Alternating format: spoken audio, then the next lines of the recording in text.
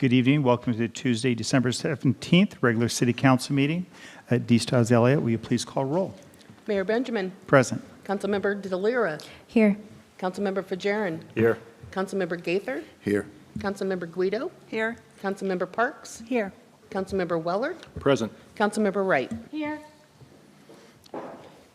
For tonight's community announcements, a lot of it has to do with holiday closures. So for the city, Pullman City Hall and city administrative offices will be closed for Christmas on Wednesday, December 25th, and New Year's Day, Wednesday, January 1st. Emergency services will remain available. For business snow removal, as winter weather approaches, the City of Pullman would like to remind Pullman business owners that they're responsible for keeping the sidewalks clean and free of snow and debris for the full length and width of their property. Snow and ice must be removed without damaging the sidewalk within 8 hours of daylight after it has accumulated. All business owners who have property adjacent to newly poured concrete, including those in the Main Street corridor, have been asked not to use salt-based de-icers on their sidewalk to protect the community's investment in Pullman. Instead, please use de-icers that are 100% salt and chlorine-free or made of calcium magnesium acetate. For more information on Pullman snow and ice, please visit www.pullman-wa.gov/snow_control. For Parks and Rec, the winter and spring activity registration. Are you ready for winter and spring activities to start? Registration for Pullman Parks and Recreation winter and spring's activities begin December 18th. Looking for something to do for the whole family this winter, pick up a 6-month pass at the Pullman Aquatic and Fitness Center now. Visit pullman-wa.gov/swim for more information. For holiday closures, for the Pullman Parks and Recreation and Pullman Aquatics and Fitness Center will be closed, same as for Pullman City Hall and City Administrative Services on December 25th and January 1st for the holidays. Neal Public Library, in addition to those days, will also be closed on December 24th. Next up on the agenda is non-agenda related community comments. This agenda item is the first of 2 opportunities during this meeting for the public to bring comments to the attention of the elected officials. Specifically, this item is reserved for public comment, concerns, or other information not related to a previous public hearing or final agenda item. This item for comments will not exceed 30 minutes in total. Comments will be directed to the mayor or city council as a body. No comments should be directed to an individual council member. For those that are here related to the discussion at the end related to the ceasefire resolution, this would be comments at this time would be appropriate. In order to get a feel for timing to work to make sure everybody has a chance, could I have a show of hands of how many people would like to provide public comment on this item? Okay, so with that, we'll do 2 minutes per public comment. We have one person that is online. I'll let them go first, and then after that, they have not joined. Okay, so we will pass that. So for those like to provide public comment, please come up, provide your comments. You'll have 2 minutes, and then if you could afterwards sign in, just so we make sure in the minutes we get your name spelled accurately. Please go ahead. Hello, my name is Hugo, and I'm here once again to urge this council to pass a ceasefire resolution. I have been at the forefront of this for the past 6 months to denounce the genocide in Palestine that has been ongoing for more than a full year now. My peers will speak on the brutality, injustice, and depravity of this genocide. I will walk us through all of the hurdles we jumped to get here. Originally, Palouse DSA submitted a resolution for the council to discuss and vote on, but it was denigrated because they weren't going about it the right way, because they were socialists, and because how dare they make demands to public city councils or officials, as though they were forcing an unpopular demand on the council. So 2 lovely city council members stepped up to the plate to form an ad hoc group that would guide the community through engagement and conversation to eventually draft a ceasefire resolution of their own to present to council solely through the input of the Pullman community. As the Pullman community was made aware of this deliberation, Pullman for Palestine was created to advocate for this resolution, spread awareness about Israel's genocidal antics, and organize events to bring the Pullman community together on this issue. The ad hoc group held 2 public listening sessions. Each time the room was packed, each time they received overwhelming support for a ceasefire, each time Pullman community members poured their hearts out with regards to the images and videos we were seeing, as well as the support that these United States have provided unconditionally to Israel. There was very little resistance. The only disagreements happened to be about the contents of the resolution, not whether it should be passed. Support for Palestine has only grown. The genocide has only continued to unfold with our material support, with my tax dollars, and the City Council has only remained adversarial to this resolution because calling an end to genocide that your tax dollars are paying for is apparently divisory. Given all of this context, I hope you have changed your minds. I hope that your minds have opened, your positions have changed, and your acknowledgement and denouncement of all of the dead, and including UN workers, nurses, doctors, aid workers, kitchen food workers, women, men, children, journalists, school teachers, public elected officials. I hope that all that is laid bare. Thank you very much. We don't want to fund genocide. Thank you. Thank you. Next person, please. Hello, Council. My name is Matthew Strupp. I'm a Pullman resident and a member of the Palouse Democratic Socialists of America and Pullman for Palestine. I'm speaking in favor of the draft ceasefire and arms embargo resolution you will be discussing today. Passing the ceasefire and arms embargo resolution would place Pullman among the ranks of over 100 cities nationwide, from Portland, Maine to Port Townsend, Washington, which are raising their voices in opposition to the U.S. government's policy of unconditional support for the State of Israel's genocidal war on Gaza. In Cincinnati, Ohio, City Council member Mika Owens explained her support for a ceasefire resolution by asking, if we can make our constituents, our neighbors, feel more supported and valued, why would we not? If we can be an added voice calling for peace, why would we not? If we can set a strong example for other leaders around the state and the country, why would we not? In Portland, Maine, Council member Roberto Rodriguez said the purpose of such a resolution was to have a voice on issues that perhaps we don't have the opportunity to take action on, but also that we get to document history. We get to document our perception and acknowledgement of current situations. The idea of passing a symbolic resolution at a local level to object to U.S. support for the oppression around the world isn't something that was invented last year.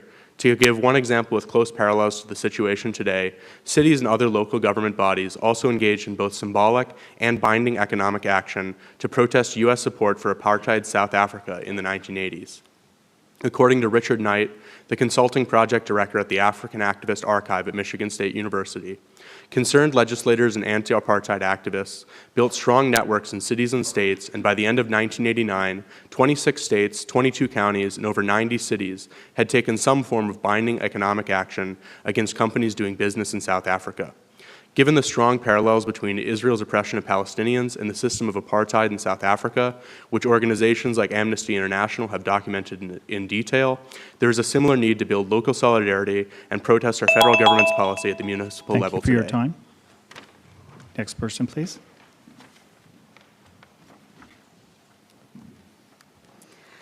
Hi, my name is Lita Zachariason. I'm a Pullman resident and a lifelong member of Community Congregational United Church of Christ. And since it's the Christmas season, I wanted to talk with you all today about why my Christian faith calls for me to advocate for Palestine in this resolution. In the Gospels, Jesus tells us that the most important commandments are to love God and to love your neighbor as yourself. And Jesus reminds us that our neighbor is not just the person who lives next door. Our neighbors are the most vulnerable people among us, those whose suffering we often overlook because it is easier to look away. Last weekend, Pullman for Palestine had a potluck, and I was reminded that this isn't an abstract issue here in Pullman. I sat with Pullman residents who have kids in schools, who work at our institutions, and who have family in Palestine, who are being directly harmed by Israeli violence. Passing this resolution and ending the violence in Gaza impacts Pullmanites directly. We also know that every day, dozens of civilians, including women and children, are killed in Gaza. We collectively can put our love for our neighbors into action by recognizing this injustice and doing everything in our power to stop it. Last year, Reverend Munther Isaac, a Palestinian Christian and the pastor at the Evangelical Lutheran Church in Bethlehem in Palestine, said in his Christmas sermon that silence is complicity. The shallow words of empathy without direct action are all under the banner of complicity. This resolution is one step in a larger effort to put our love for our neighbors into action by raising our voices and working collectively to end the genocide in Gaza. The resolution calls for an end to funding, which is being paid by our U.S. tax dollars, to fund Israeli weapons that are being dropped and killing families. Above all else, I'm asking you to support this resolution because speaking up for our neighbors in Palestine is simply the right and the moral thing to do. Thank you. Thank you. Next person.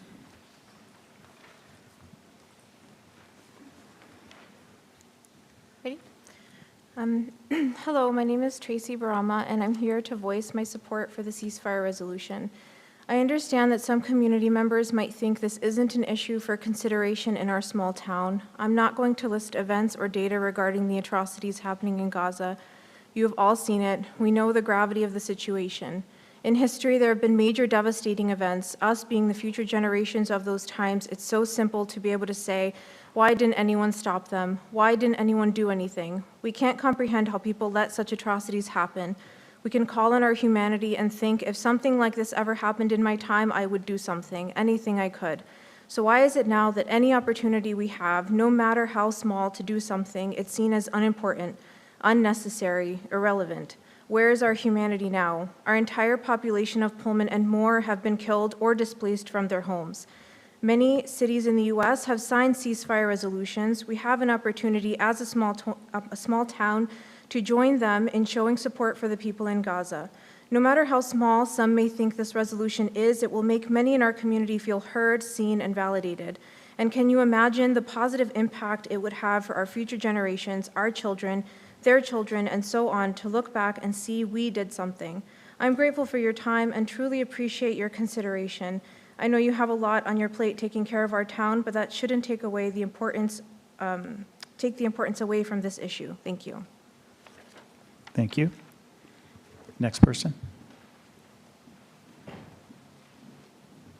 Good evening. My name is Araceli, and before I begin, I want to acknowledge we're on stewarded land by the Nimupi people since time immemorable. I am a Mexican-American licensed mental health counselor practicing in Pullman and also a Pullman resident.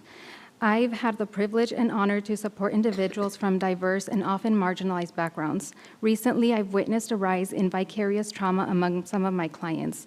Vicarious trauma occurs when people are deeply affected by learning about suffering of others. Stories of violence, injustice, like those coming from Gaza, for the last 15 months are leaving many here in Pullman feeling overwhelmed and helpless, whether they have family in Palestine or not. The ongoing genocide is deeply impacting our community. Some have argued this resolution will cause division, that politics has no place in this room. But as Dr. Jennifer Mullen reminds us, quote, Black and brown people do not have the luxury of opting out of politics because their lives are politicized by systems of oppression, end quote. Everything is political. Our education, housing, public safety, even inaction is a political choice.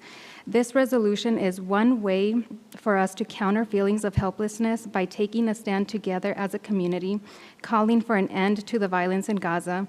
It is about unity, not division. It's about Pullman coming together to stand against injustice, value compassion, human dignity, and ensure our actions reflect our values.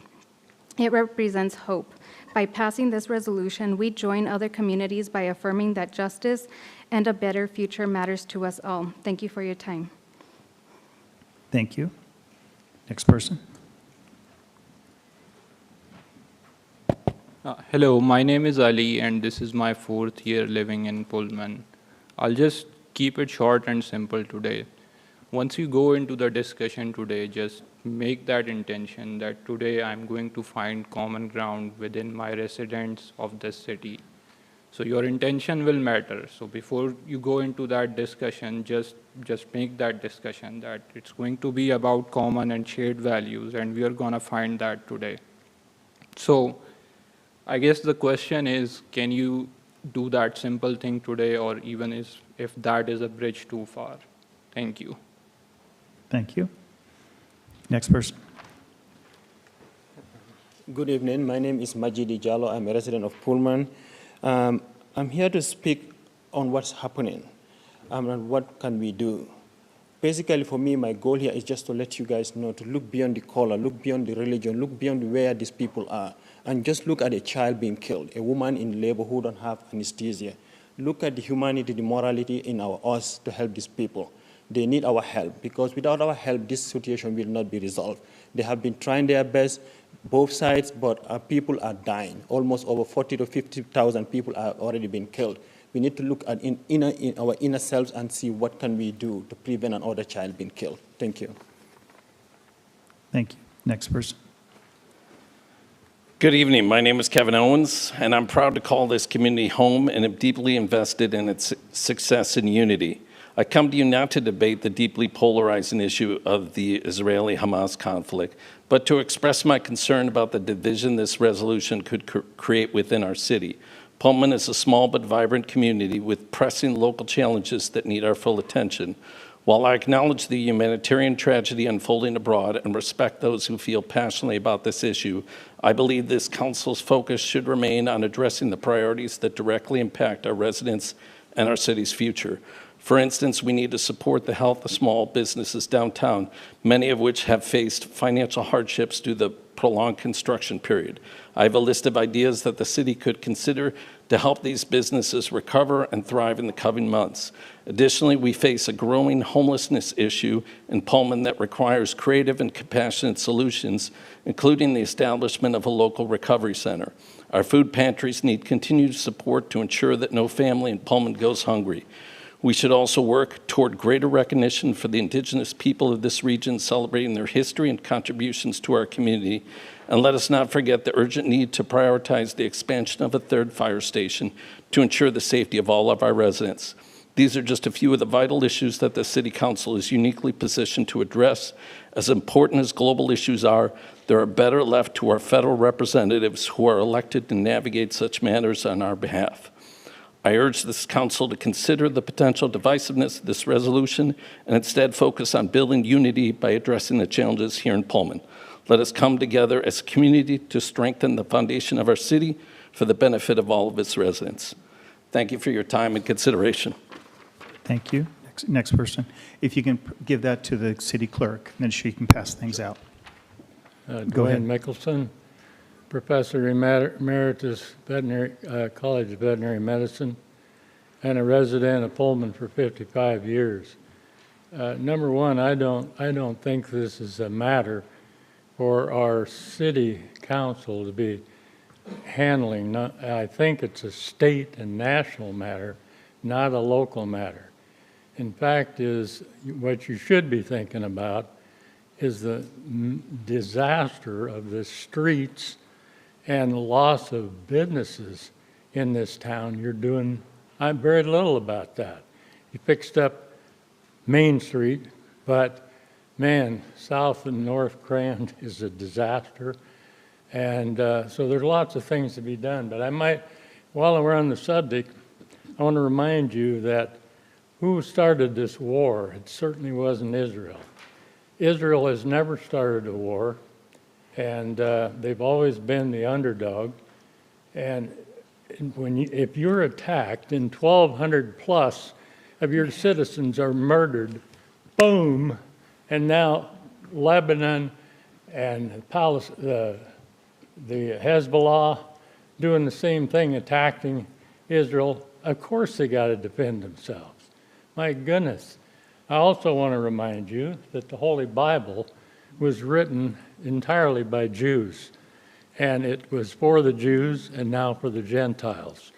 So the Bible says that those that honor Israel, I will honor.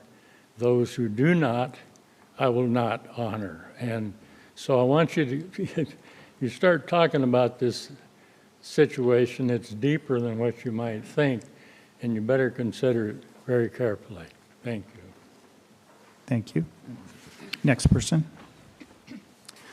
Good evening, Mayor and City Council members. My name is Tom Thompson, 415 Southeast Crestview. I've been a resident of Pullman here for 41 plus years.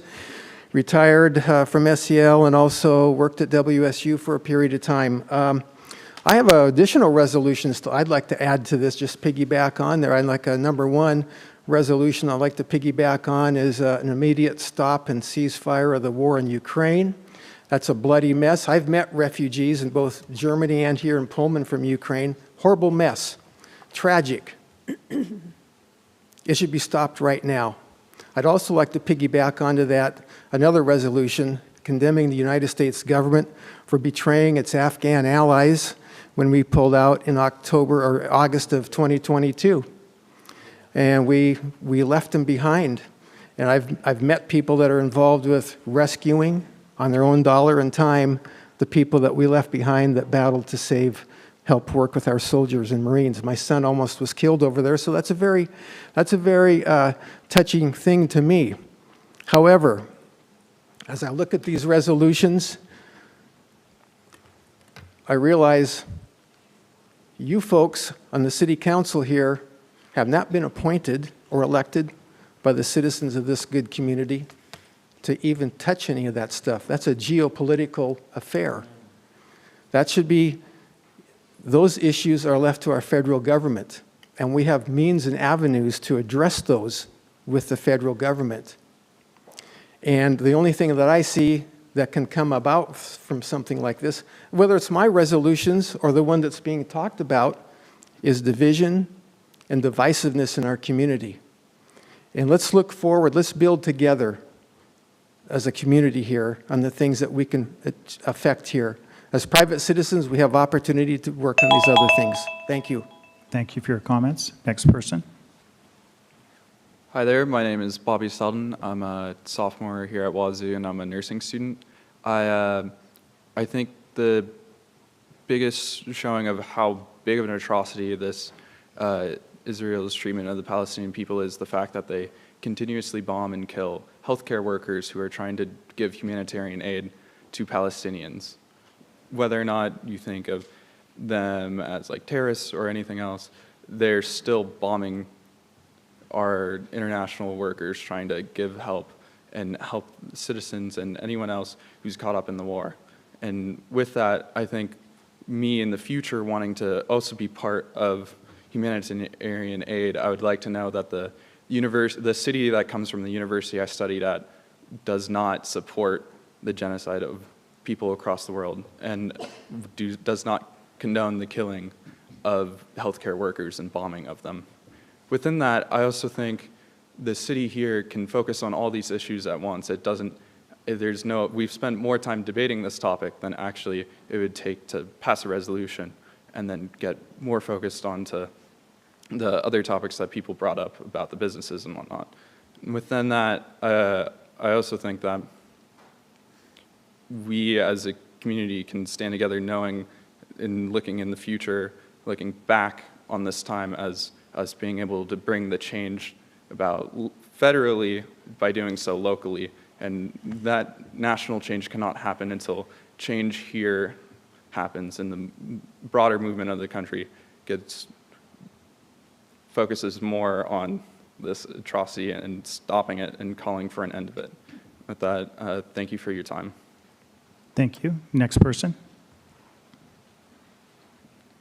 Good evening, City Council. My name is Shay Davidson, and I'm here to encourage you to consider passing the ceasefire resolution. I understand that passing a ceasefire resolution is not the normal function of any city government. However, neither is our government funding genocide. It feels like our small community would have little ability to make a difference, but history shows otherwise. Strong social justice movements do not magically spring up at a national level. They are built through communities coming together and fighting for a greater good, even if they themselves may never see or benefit from the change for which they are fighting. One example of this is the American anti-apartheid divestment movement for South Africa. By the end of 1989, 26 states, 22 counties, and over 90 cities had taken some sort of action to divest from South Africa. This movement helped create direct economic pressure on South Africa to end apartheid, along with domestic political pressure for the U.S. government to cut or reduce ties to South African companies and the government.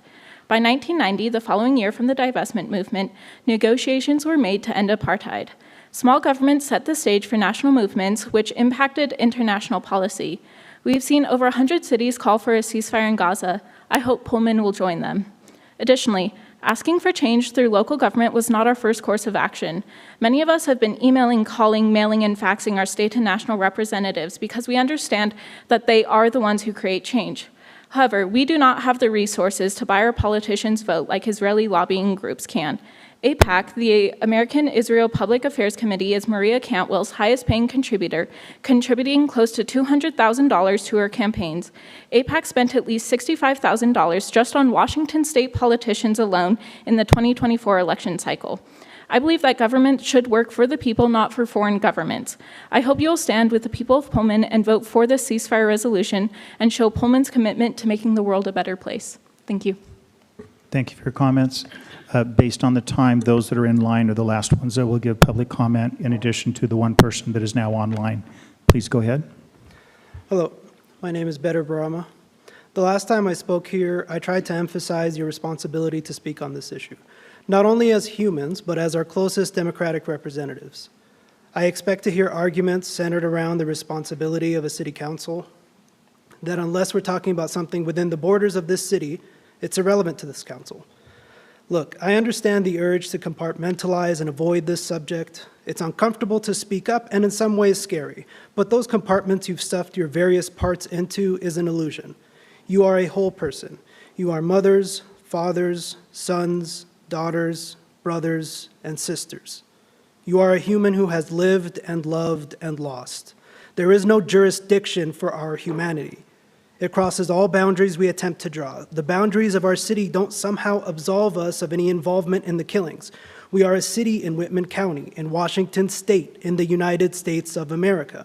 We are citizens of the most powerful country in the world. It is our country that is enabling this war. It is our country that is supplying the instruments of death. It is our responsibility to ensure it stops. Do we not live in a democracy? Is freedom of speech not a cornerstone of our democratic values? Why would we not at least say stop? For the love of God, stop. Enough is enough. We do not approve of what is happening. I believe we will all eventually stand before God, and our actions in this life will be brought before us. I hope on that day I can stand humbled in the presence of God with my meager offering of the words I spoke to this council. I hope you will take this momentous opportunity to prepare your own good works. Thank you. Thank you. Thank you for your comments. Next person.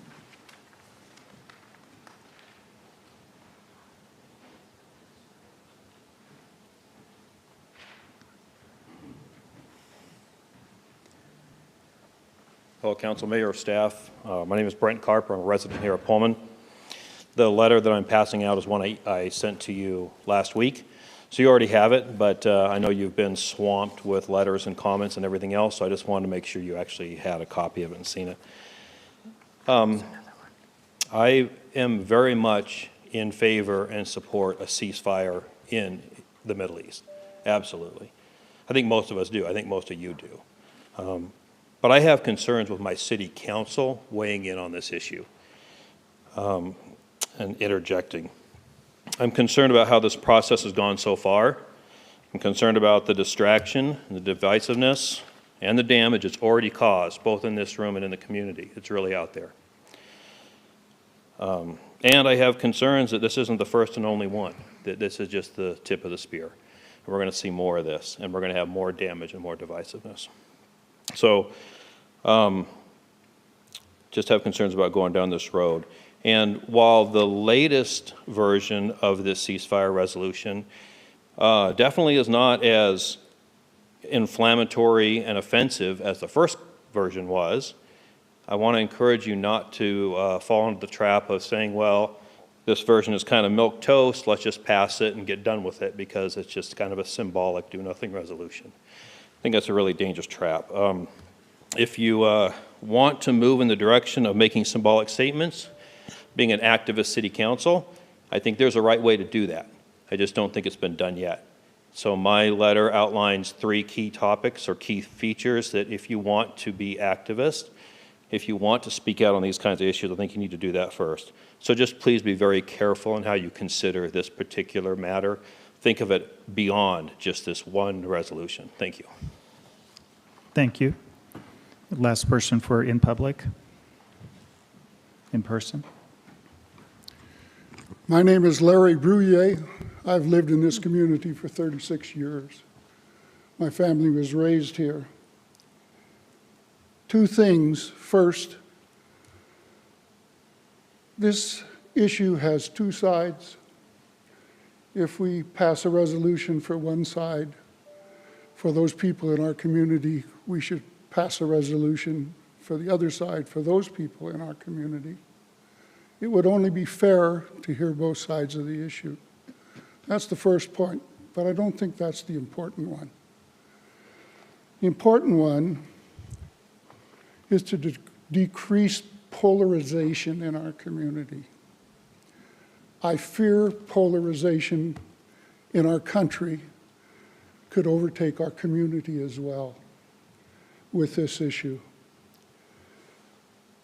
I've attended many of the League of Women Voters meetings in which many of you spoke and dealt with the issues within our community.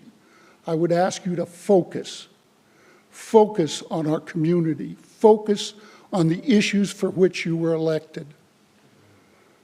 We need more dealing with Native American issues, with the murals and sculptures, with the food drives for those in need, with homelessness, with university-town relations, with hospital expansion, school support of levies, support for caregivers, downtown support, support for first responders, response to the next emergency like the gas emergency, which we're now developing a CERT organization to respond. We need roadways for trucks, big trucks to get through here. Focus on the issues, please. Thank you for letting me speak. Thank you. We now have one public comment from one person online. Is it my turn? Sorry. Yes, it's your turn now. Okay, hello everybody. My name is Naomi. So I wanted to start by saying that that God says that blessed is the peacemaker. So I support the ceasefire of Gaza. I acknowledge it is not right for Gaza to attack Israel. For Israel is God's chosen nation, and God does not want people to touch his people. However, God loves all humanity, for God is love, God is good, and peaceful Father. For the Bible reminds us that God protects the weak, the orphans, and the widows from those who are powerful, from those who are more powerful than they are. So we should learn from our Creator in heaven that life is precious, and we humans do not have the right to take others' lives, but only to love others as ourselves. Thank you. Thank you for your comments. Thank you for everyone's comments. This will close the community comments, and next up we have city council member comments. And I'll start with Eric Fajarin, Councilmember Fajarin. The only comment I would like to make is that I'm extremely grateful for everybody's participation and comments today and their involvement in the resolution the past 6 months. I've had multiple conversations with community members, many in this room, and I have nothing but gratefulness in my heart for the willingness to engage in areas of disagreement. So I just want to say thank you for this experience, I would say. Councilmember Parks. No comment. Councilmember Wright. Thank you. I will be asking to table the agenda item on the right-of-way use codes for downtown. Due to the change and size of scope of this subject, I want to make sure that we ensure that we have all the time needed to evaluate the concerns and thoughts of the main stakeholders through this project in regarding this change, which will hopefully again come before us in January or early February after we've had the time to fully evaluate and hear all of the thoughts and concerns of our fellow citizens. Thank you. Councilmember Guido. No comment. Councilmember Weller. I would definitely support what Councilmember Wright explained, and other than that, no comment. Councilmember DeLira. Yeah, so I want to share a few words on the experience of pushing for the ceasefire resolution, particularly to recognize the activism around it. First, I want to express my gratitude to all the students, young professionals, members of the Muslim, Christian, and Jewish communities, and other dedicated groups and individuals who tirelessly advocated for peace and the liberation of all people in the Middle East. I also want to thank Councilmember Fajarin for collaborating with me and the community to craft this second resolution draft that we will be discussing later today. Advocacy for a ceasefire doesn't mean advocating to our federal congressional representatives in Washington state. It also means collectively asking other institutional powers like city councils to back our calls for peace in order to strengthen our advocacy efforts when we speak to our federal leaders. It's not just a symbolic statement. The resolution is a tool to amplify our voices further with others across the U.S., and it shows that our city supports it. So I want to thank those who continue to believe in Pullman's ability to stand in solidarity with the broader municipal movement to pressure our federal government for a ceasefire in Gaza and Israel. This process has not just been about engaging with me and Eric through listening sessions or with the rest of council during public meetings. The Pullman community has been engaged with and impacted by your activism. I've seen it firsthand, whether it's through new faces at public comment or organizing efforts on the ground or the community potluck. I know this process hasn't been easy. It's demanded a lot of time, energy, and resources. But together we've shown that it is possible to introduce a resolution like this, so long as there is a will to support it.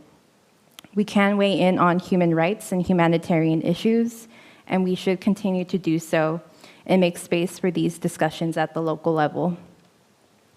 Whatever the outcome of today's discussion later is, I strongly encourage all of you to stay engaged with your local government in the upcoming year. Continue to speak out on issues that matter to you. And just because something hasn't been done in Pullman doesn't mean we shouldn't try. And finally, I want to thank you all for taking care of each other, especially those community members who have been deeply affected by the overwhelming suffering and loss of life in Palestine and Israel, and have strong direct ties to families and friends there. What you've created here goes beyond this resolution, and I am very proud of what you have all achieved together. This has been one of many rewarding experiences of my time as a council member, and I'm deeply grateful for your trust in me and in Eric. So please know that your work, passion, and dedication have not gone unnoticed. Thank you for your presence here today and the heart that you bear for your Pullman community and beyond. Thank you. Councilmember Gaither. No comment.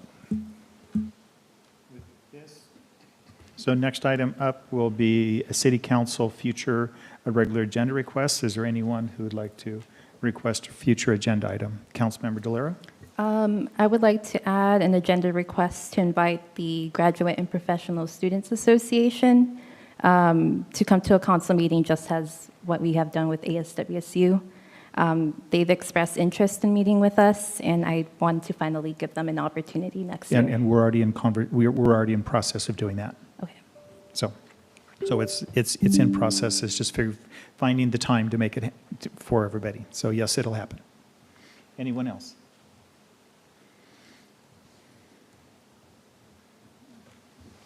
Next item is community comments on final action items of the agenda. This agenda item is the second of two opportunities during the meeting for public to bring comments to the attention of elected officials on any agenda item. The City Council will take final action item at the meeting. This excludes items where public comment was previously accepted. That would be agenda item 1 and 2. Those would be excluded. This agenda is for comments will not exceed 30 minutes in total. Comments are to be directed to the mayor or the council as a body. No comment should be directed to an individual council member. Is there anyone who would like to provide comment on any final agenda items? Seeing none, I'll close that. The next item up we have is confirmation of appointments. As council, you'll see there's a number of confirmation appointments that are before. This can be handled with one motion, and these are individuals that are currently serving on these commissions or boards, and I'm requesting for them to be renewed. Motion to confirm reappointments. Is there a second? With that, any discussion? All those in favor signify by saying aye. Aye. Any opposed? Thank you. Next up, we have two presentations that are before us. The first one is going to be Executive Director Nils Peterson with Hills and River Housing Trust. And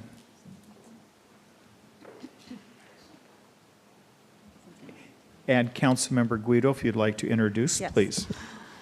Thank you for that opportunity. I am pleased to introduce Nils Peterson. He is the Executive Director of Hills and Rivers Housing Trust, formerly known as Moscow Affordable Housing Trust. And Nils is also a member of the Pullman Housing Work Group and did request that Nils make a short presentation to the council to help people understand, first of all, that Hills and Rivers is expanding into Pullman, which is a big deal, and want folks to be aware of that and to help support it, but mainly for an education around what a housing trust is and how it can help support affordable housing here in Pullman. Thanks, Nils. Thank you. With that, Nils. Thank you, Mayor and Council. I appreciate being here. Mr. Mayor, keep time on me. I'm going to try to move fast. If I go faster than you can absorb it, I'm sorry. There's 15 slides in 10 minutes, so we're going to pack it through. I will buy you coffee later, and we can talk about it some more. Let's get oriented to this. Editing my own title. There's parts of this that are really about housing, but the focus of my organization itself is on home ownership. Housing comes in a continuum, and it often gets blurred and people get confused what they're talking about. It ranges from homelessness all the way up to people owning their own home.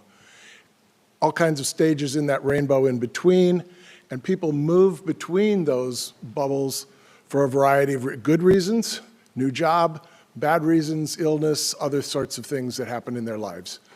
We move up and down through that continuum. I am going to talk to you about the light blue bubble, affordable home ownership. It's a segment of the ownership puzzle and part of this continuum. I need your help tonight. I need you to think about some households that you know.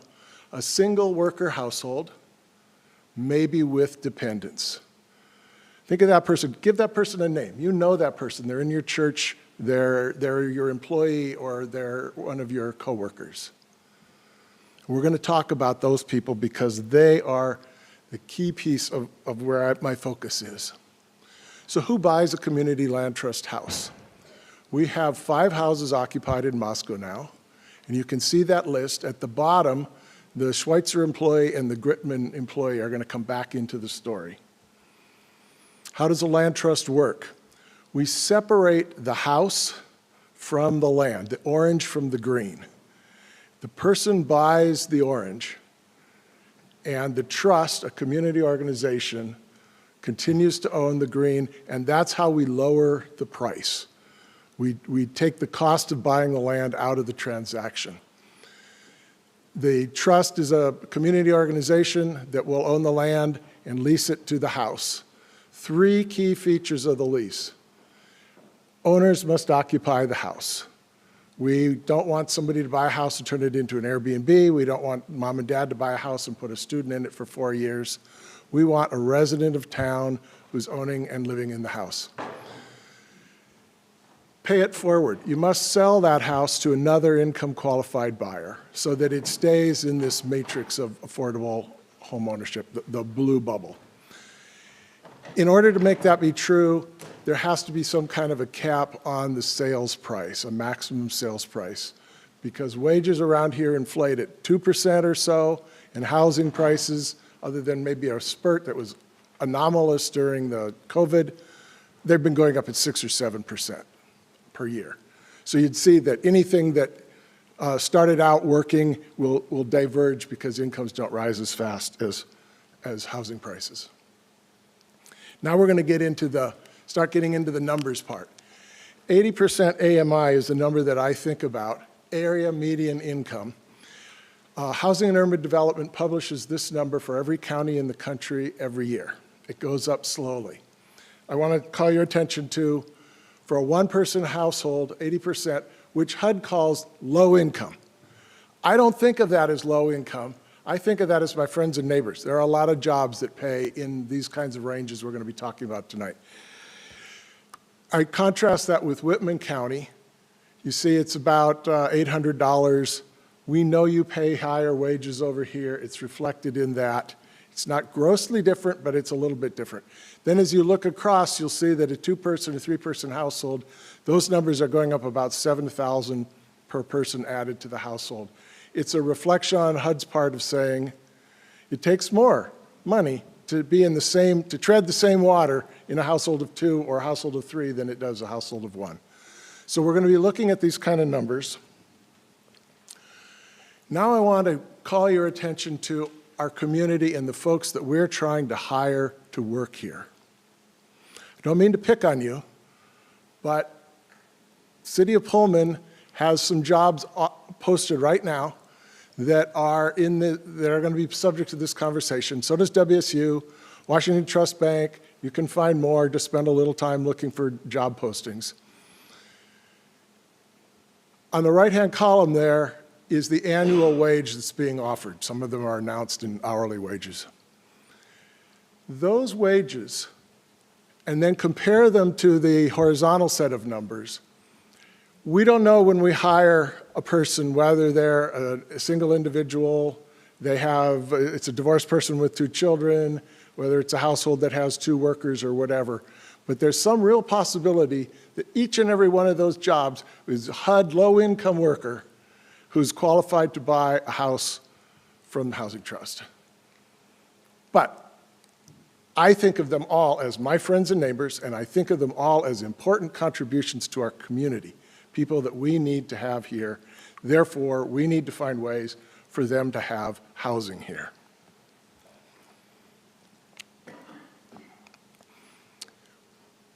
I've done this talk with a live spreadsheet. It takes a while. It's kind of nerve-wracking. We'll walk through real quickly on one. Let's see if no, that just vibrated in my hand. What makes the laser zap? Or is it this way? Press and hold.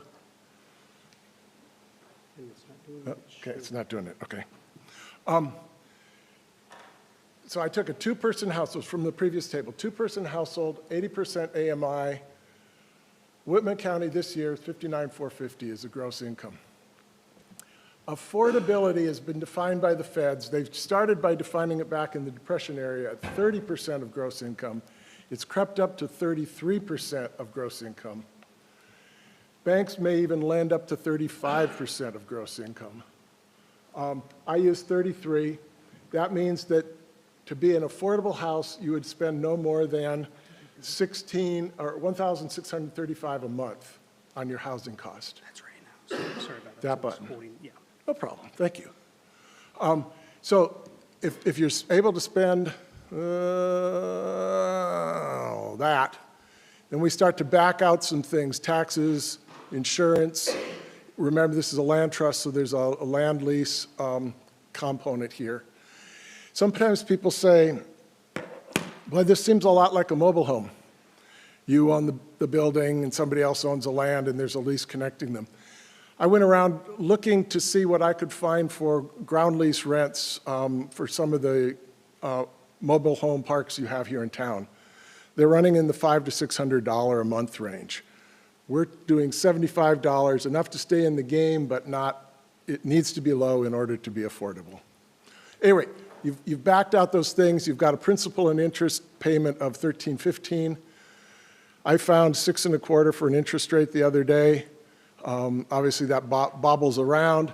30-year mortgage of $213, 3% down. It's the lowest you could go. $6,000 means that you have $220,000 to spend on housing, not including the land.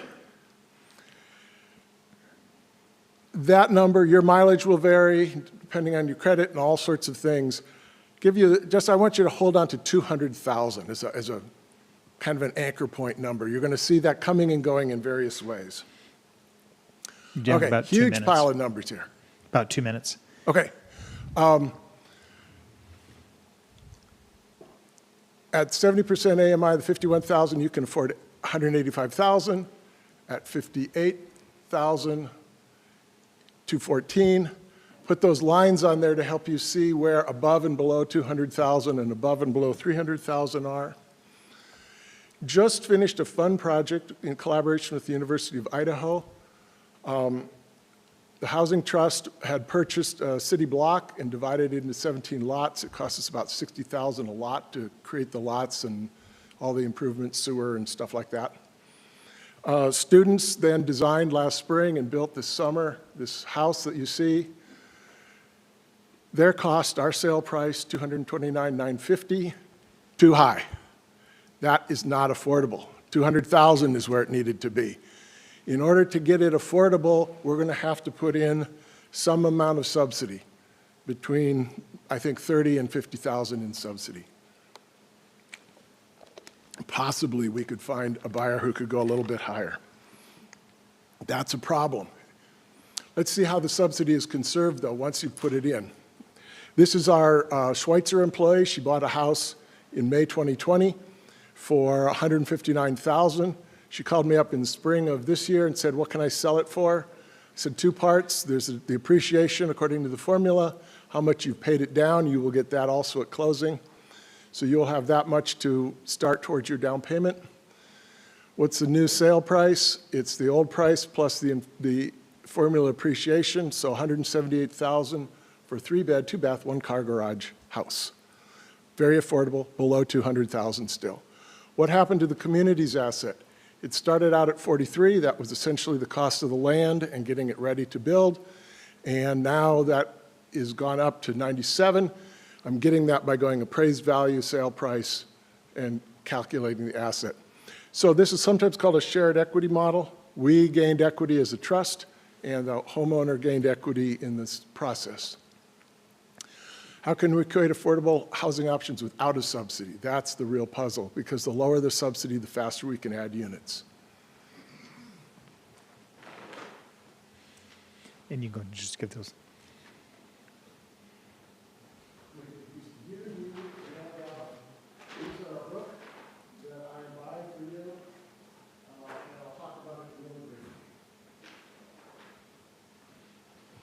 Book has 3 sections. I really want you to focus on section 3, but you may have to read 1 and 2 to understand how we got here. Key thing, no neighborhood should experience radical change. I think about, well, from here to the Charlie Brown Water Tower. Those houses have been here since I was a child. If somebody dropped a 4-story apartment building in there, that would be radical change. But equally, no neighborhood should be exempt from change. When I moved here in '68, there was 1 stoplight. Incrementally, you've added stoplights and streets and everything else. As long as it's incremental, as long as it's slow, as long as it's just 1 little step up, we can accommodate that kind of change. What could you do? Repurpose an empty bedroom. You already have an auxiliary dwelling unit ordinance. Maybe there's some pain points that are keeping it from being used well. Conversion of a single-family house into a duplex. All of those are relatively small changes within the texture of the city. And it can work. On the left-hand side, graphs of cities who are approving the construction of dwelling units scaled per 1,000 people. You'll see Minneapolis is at the top, and Indianapolis, Cincinnati are less than a third. They are adding those houses at those kinds of rates over the last 6 years.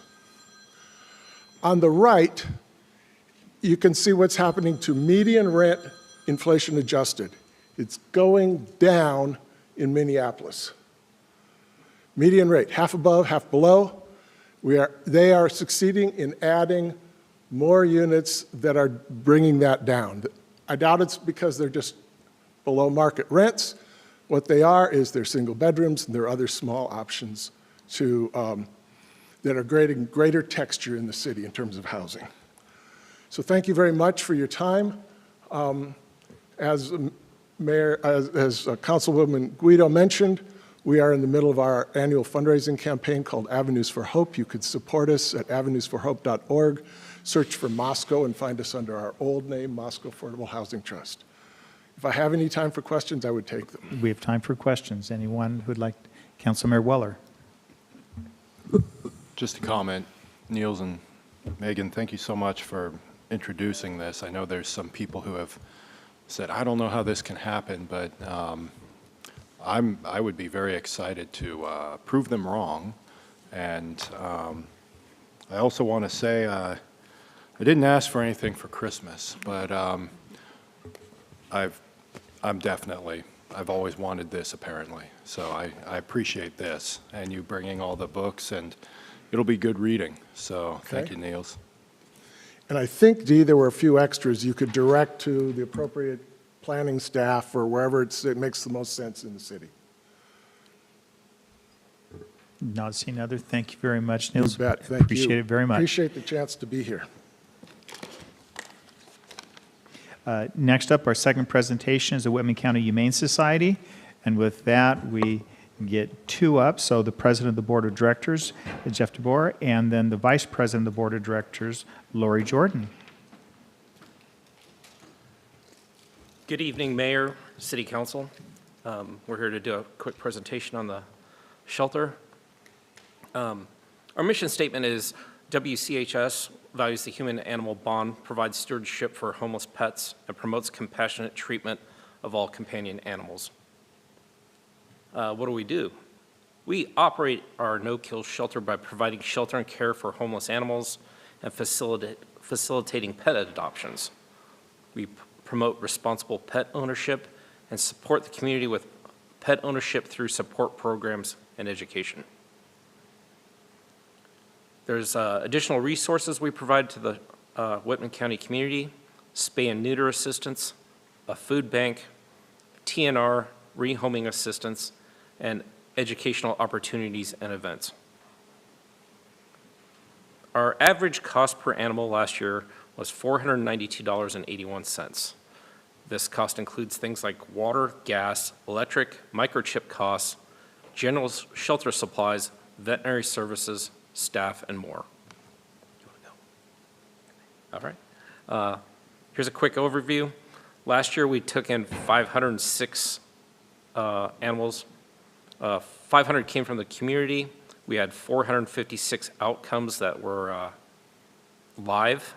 We had 12 that expired while in our care, and so our gross outcomes was 468. Through the end of November, we have had 431 intakes, 369 live outcomes, 19 expired, for a total of 388 gross outcomes. Our intake breakdown is we've had 14 seized with 3 returned back to us, 106 relinquished by owner, and 330 stray at large dogs brought in. The relinquished by owner would be a lot higher if we had more room for animals. We average a really high number of requests for surrender throughout every month. Our breakdown, we've had 14 seized and 3 returned animals in 2024, 106 relinquished by owner, and 330 strays brought in. The intakes from the Pullman jurisdiction alone was 39 relinquished by owner, 177 stray and at-large dogs, 11 seized and 3 returns. And returns are animals that were not acceptable to the owners, or there was issues involved with the new adoptive owners. Challenges this year have been rising costs of goods and services. Everybody's felt the inflation crimp, and we've felt it especially so. Veterinary care, vaccines, and payroll have increased our financial pressures tremendously. Demand for our shelter services exceed our current capacity, limiting our ability to accommodate all animals in need. We've had a longer lengths of stay this year due to higher illness rates of the animals coming in. It's been quite burdensome just because of the veterinary costs associated. Our dog capacity is 8 at the shelter itself. We do have fosters available, but even they are at capacity. Our average daily dog population was 24 throughout November.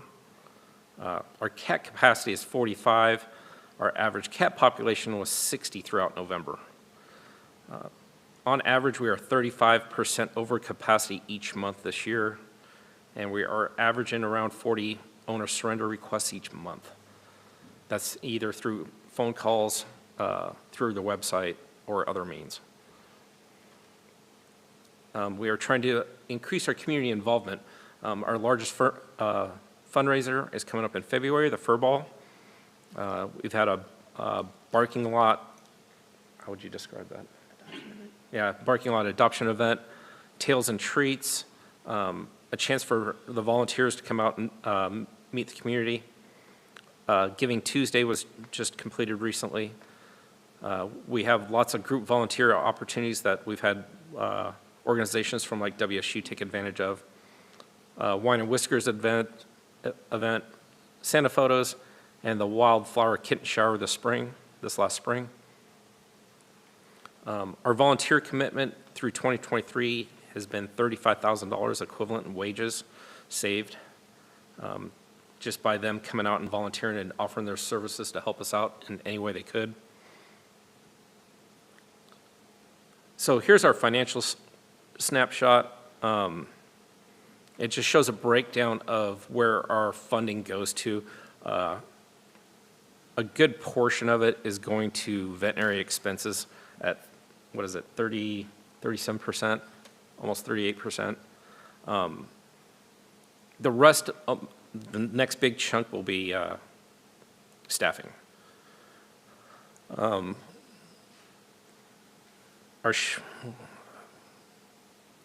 of our income comes from contracts, 20% comes from contracts, 26% from donations, 28% from fundraising and grants, and the Pooch Park brings in about 4 to 5%, and then our regular shelter activities bring in about 20%. Since 2023, we have seen a 190% increase in shelter supplies, primarily driven by increase in vaccine costs. 110% increase in veterinary services needed, primarily driven by the increase in animals arriving sick to the shelter. And a 28% increase in donations driven by marketing and communication. We've really been pushing hard to extend our outreach this year, and it's been a tremendous help, but it's not meeting our goals yet.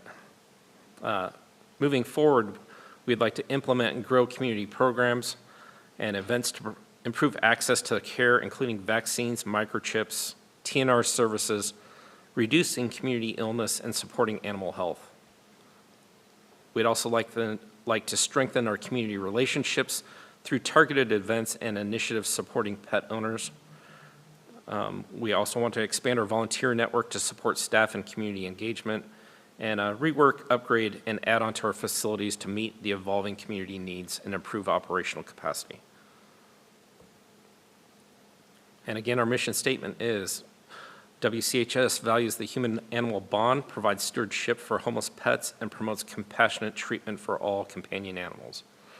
And this is a mother and her pups that just came in recently that was in very dire need of service, and the veterinary team at WSU really helped out and pulled them through. So, thank you very much. Thank you. Any Councilmember Weller, I know you have a big heart here in this area. Thank you both so much for coming. As you know, my pup, Chance, who was named Bongo, was abandoned on the Moscow-Pullman Highway. And I'd like to ask two major things. With your funding, where it comes from, does the county provide any amount of funding? How much do we provide? No, neither one. The county does not. Okay. City of Pullman does. Okay. And the, geez, now it went out of my brain. Okay, well, that helps with that. The other question is, now previously, there was an uptick when students would leave. Do you know when there tends to be an increase in abandonment? I'm not saying blame. We don't actually see that anymore. Oh, we So don't? I think that was more of a Band-Aid to say when we were getting more animals, but we're not seeing student returns as high as we are local returns and abandonment requests for people to take, to surrender their pets that are, I would say, community members, but not students. Okay, but I mean, I'm not saying surrenders. What I'm saying is loose dogs, not voluntary surrenders. But is there a certain time of the year where there are more that are abandoned rather than? This year, it's been throughout the whole year. This last year, it's been, pretty consistent, a couple, 3, 4, 5 a month. Okay. And that's just dogs, and that doesn't include the cats. I mean, the cats is a little harder to track if they're abandoned or just ferals being brought in, or semi-feral cats being brought in, so. Okay, so there is no actual trend then. Okay, that's interesting. It's pretty consistent year-round. We All see right. more strays in general around the holidays because people leave and pet sitters don't Yeah. take as good a care of your Well, animals. that's a So- good point. Well, They normally go back home, though. I appreciate your work, and I would almost say that the being able to go in front of the county commissioners might be an idea, or maybe I can make an introduction, because you can't keep doing what you're doing and providing such an amazing and essential service for our region, not just us, without some sort of additional funding. So, but I do appreciate all you're doing right now. Councilmember Parks? Thank you. I would actually, that was one of the things I was going to ask. I agree with Nathan about, Councilmember Weller, about approaching the county, since more of the intakes actually occur from outside the county, according to your slide, than within the city limits. So I just wanted to thank you. We've adopted 4 cats from the shelter over the years, and the last 2 have been owner relinquished, and that was interesting. But I appreciated the information that the shelter gathered for us to have to know about their environment and where they had come from. So thank you for all the work you do. We'd appreciate any of you to come by the shelter and just give us a call, and we'll set up a tour for you, so, at any time. Okay. Councilmember DeLira? Yeah, I just have one question. So I know that vet bills are very expensive.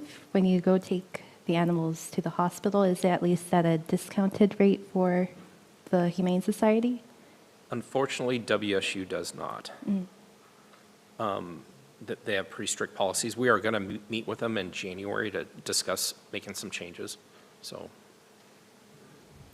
we do get some nice discounts from the local veterinarians, both in Moscow and Pullman, and Palouse. Okay, thank you very much.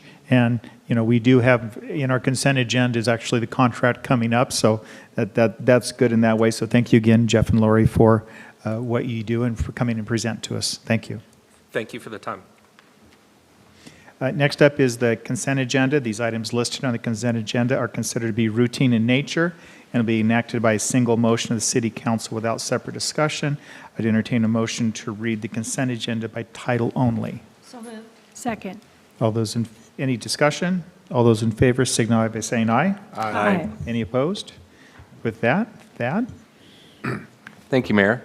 The first item is a motion to dispense with the reading of the regular meeting minutes of December 3rd, 2024.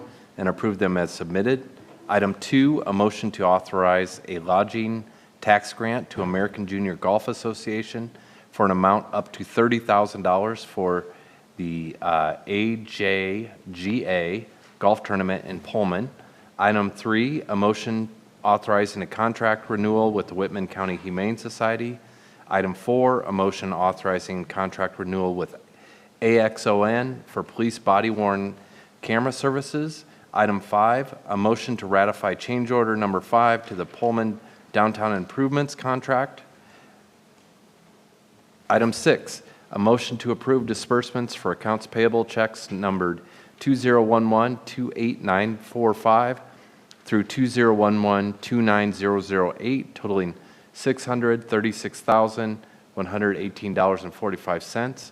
Item 7, a motion to approve disbursements for accounts payable checks number 2011-29009 through 2011-29039, totaling $234,724.51.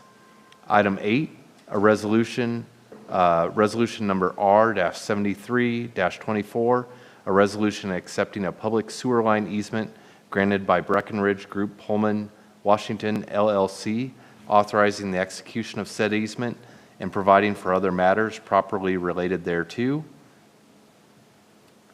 Item 9, resolution number R-74-24, a resolution accepting a public sewer line easement granted by S&D Mater, LLC, authorizing the execution of said easement and providing for other matters properly related thereto. Item 10, resolution number R-75-24, a resolution accepting public sewer line easement granted by S&D Mater, LLC, authorizing the execution of said easement and providing for other matters properly related thereto. Item 11, resolution number R-76-24, a resolution accepting a public sewer line easement granted by S&D Mater, LLC, authorizing the execution of said easement and providing for other matters properly related thereto.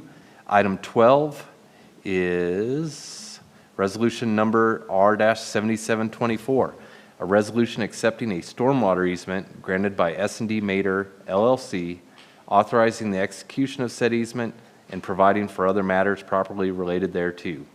Item 13, resolution number R-78-24, a resolution accepting a stormwater easement granted by S&D Mater, LLC, authorizing the execution of said easement and providing for other matters properly related thereto. Item 14, resolution number R-79-24, a resolution accepting a stormwater easement granted by S&D Mater, LLC, authorizing the execution of said easement and providing for other matters properly related thereto. Item 15, resolution number R-80-24, a resolution accepting a public waterline easement granted by Breckenridge Group Pullman, Washington, LLC, authorizing the execution of said easement and providing for other matters properly related thereto. Item 16, resolution number R-81-24, a resolution accepting a public waterline easement granted by S&D Mater, LLC, authorizing the execution of said easement and providing for other matters properly related thereto. Not finished yet. Item 17, resolution number R-82-24, a resolution accepting a public waterline easement granted by S&D Mater, LLC, authorizing the execution of said easement and providing for other matters properly related thereto.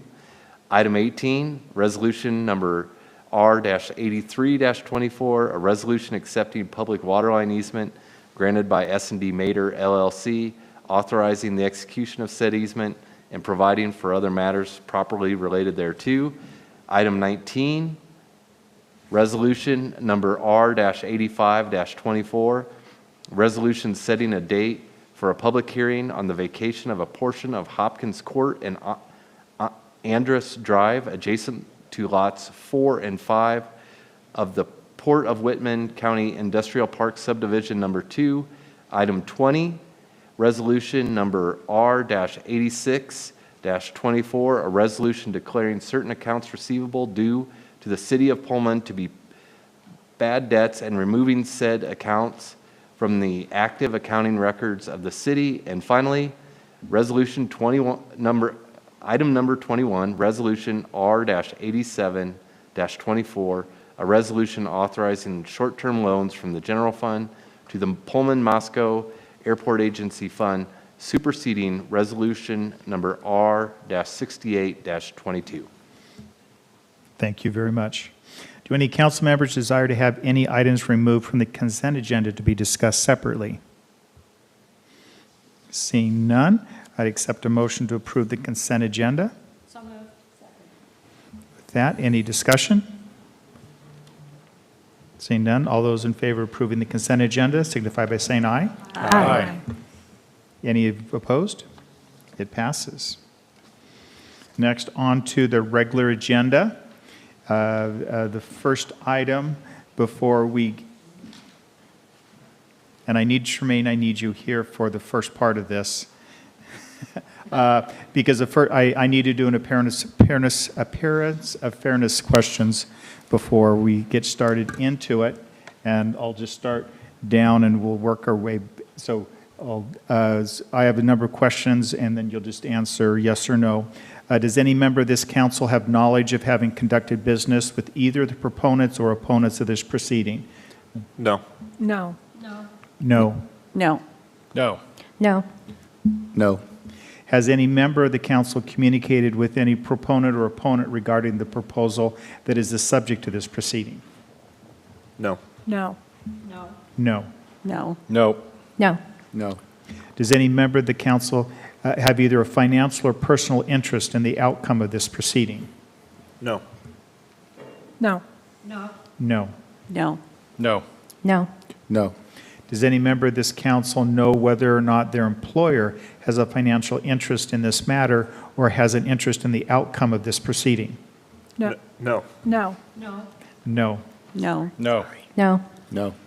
Does any member of this council live or own property within 300 feet of the area which is subject of this proceeding? No. No. No. No. No. No. No. I checked for you. Does any member of this council have any special knowledge about the substance or the merits of this proceeding which would or could cause the council member to prejudge the outcome of this proceeding? No. No. No. No. No. No. No. Is there any member of the council who believes that he or she cannot sit and hear this matter fairly and impartially, both as to the respective positions of the proponents and the opponents in this proceeding? No. No. No. No. No. No. No. And this last one is for the audience. Is there any member of the audience who, because of the appearance of fairness doctrine, wishes to disqualify any member of the council from hearing this matter? If so, please state the name of the council member, the reason or reasons why you believe that member should be disqualified because of the appearance of fairness doctrine. Seeing none, I will then introduce Ariel to introduce it, and please go ahead. Thank you. Calling him out. Can't It was sneak out all in, now. it was all in timing. I apologize. Thank you, Mayor and City Council. So the ordinance before you is for amending the zoning classification from R1 Single Family Residential and C3 General Commercial to R2 Low Density Multifamily Residential. The request was submitted by the property owner, Germain Farms LLC. The subject property is approximately 75 acres and is located at the southeast intersection of Southeast Old Hawaii Road and US 195 on Sunnyside Hill. The Planning Commission held a public hearing on November 20th, 2024, and after hearing public testimony during that hearing, the Commission forwarded a recommendation to deny the proposed zone change. And I can take any questions that the council may have. Do you have any questions for staff? Councilmember Fajarin. Thank you. Thank you, Ariel. I just have one quick question as I was looking over these the documents and minutes. Some of the commissioners on the planning committee mentioned that, or asked the question, do we consider fire flow and emergency access for rezoning? And there was a couple differentiating opinions on there. I just want to know if you could expand on that for the record. Yeah, so both access to property and the fire flow and water supply would be through development review. Until any development is proposed in that location, we aren't sure what that would look like. Fire flow does depend on kind of density, how many units there are, how many hydrants, if it's a large apartment building that needs sprinklers to a single-family home that doesn't need sprinkler systems. There's a lot that goes into that review. Thank you. I appreciate that clarification. Any other questions of staff? Councilmember Guido? So, in acquainting myself with this and reading through the notes from the Planning Commission and the recommendation to reject this ordinance, I have some real concerns, especially as it pertains to housing and providing more housing. In Pullman, as we just know that is a goal of the City Council to provide more attainable and affordable housing, and to deny this zone change to a higher density zone seems counterproductive to what we're trying to do, especially at a time when we are hearing more and more that there's a need for a greater supply. And just as Nils Peterson just said, no neighborhood, no town is immune from some changes, right? And I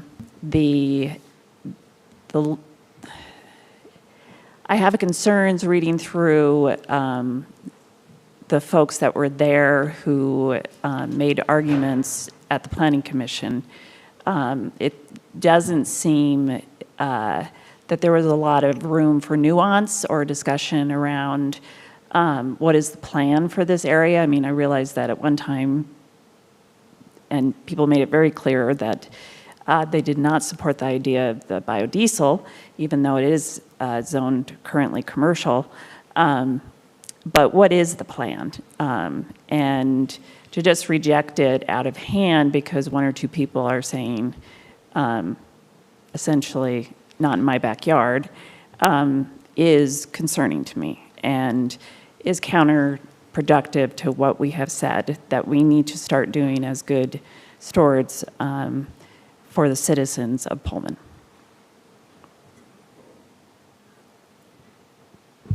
Other council comments? Councilmember Delera? Yeah, I guess this is a clarifying question. So an R2 would allow for things like townhouses, or I guess things that would be categorized in, I guess, middle housing. Is that correct? Correct. As of the zoning code right now, R1 is only allowed for detached single-family homes and manufactured homes on single lots. The R2 opens it up to duplexes, townhouses, and small apartments with up to 8 units per building. Gotcha. Councilmember Gaither? I missed the presentation. My apologies. So I apologize if you already went over this. Are there any height requirements when it comes to the buildings? And I know the answer to this, but I still want to ask you, can you guarantee, or is there any way we can guarantee that these units are affordable? Yep, so per the zoning code in the R2 district, our maximum heights are 35 feet. And that is averaging the pitch of the roof. So we take from the lowest of the eaves to the roof peak, and we average that to find the height. For affordability, there is no way that we can guarantee it'll be affordable. Like Nils talked about, the 33% of your annual income.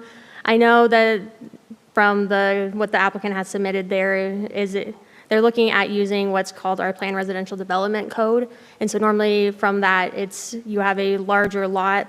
The land is owned normally in common, either HOA or the property owner owns that, and the buildings are sold individually. And they can be on smaller lots, and so the smaller lots mean smaller houses. Instead of having, one single-family home, you can have 2 to 3 townhouses on the same size lot. You're cutting that cost between 3 buildings instead of just 1. So they can normally be cheaper housing, not necessarily affordable housing, as we understand it. Any other? Let's see if anybody first. Councilmember Delera? Yeah, I personally like the idea of encouraging more density, and it sounds like moving it from a C1 and C2 R1 to an R2 would encourage the commercial development that's in the adjacent area, which I think is a C1 and a C3. Correct. I guess this is another question I have. Is there currently any development in those zones? None that we have proposed. Gotcha. Okay. So I personally would be in favor of the zone change. And I think it would incentivize not just the townhomes, but also it sounds like there's a concern of supply for single-family homes. So I think this is a good medium. As a clarification, can you talk about the difference between the current zone and what they were proposing, and what that difference would be in density, and just within this conversation? Yeah, so our R1 zoning, the density is 6,000 square feet of land per unit. And then for the R2, it's 3,000 square feet of land per unit. So if you have a 6,000 square foot lot in the R1, you can have one single family home. In the R2, you can have a duplex or 2 units on that same lot. Councilmember Gaither? I don't know if you spoke to this already, but the fire department did raise some concerns around about adequate fire flow, water supply, and emergency access. Can you speak to that, and particularly the water supply and fire flow? Yeah, so that would come through a development proposal. That's what our Public Works and our fire department look at when they do their review. So they would look at what's being developed, what is that required fire flow. And I did speak with our fire marshal today about that, and he said that if we kind of meet the water supply for what's already been developed, a water tank would most likely be required to go in for any further development in that area.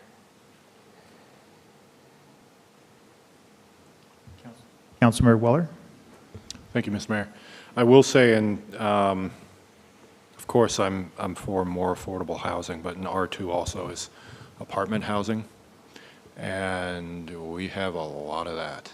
And there's a lot of apartments that are currently vacant, and developers have shown a certain affinity to make big apartments.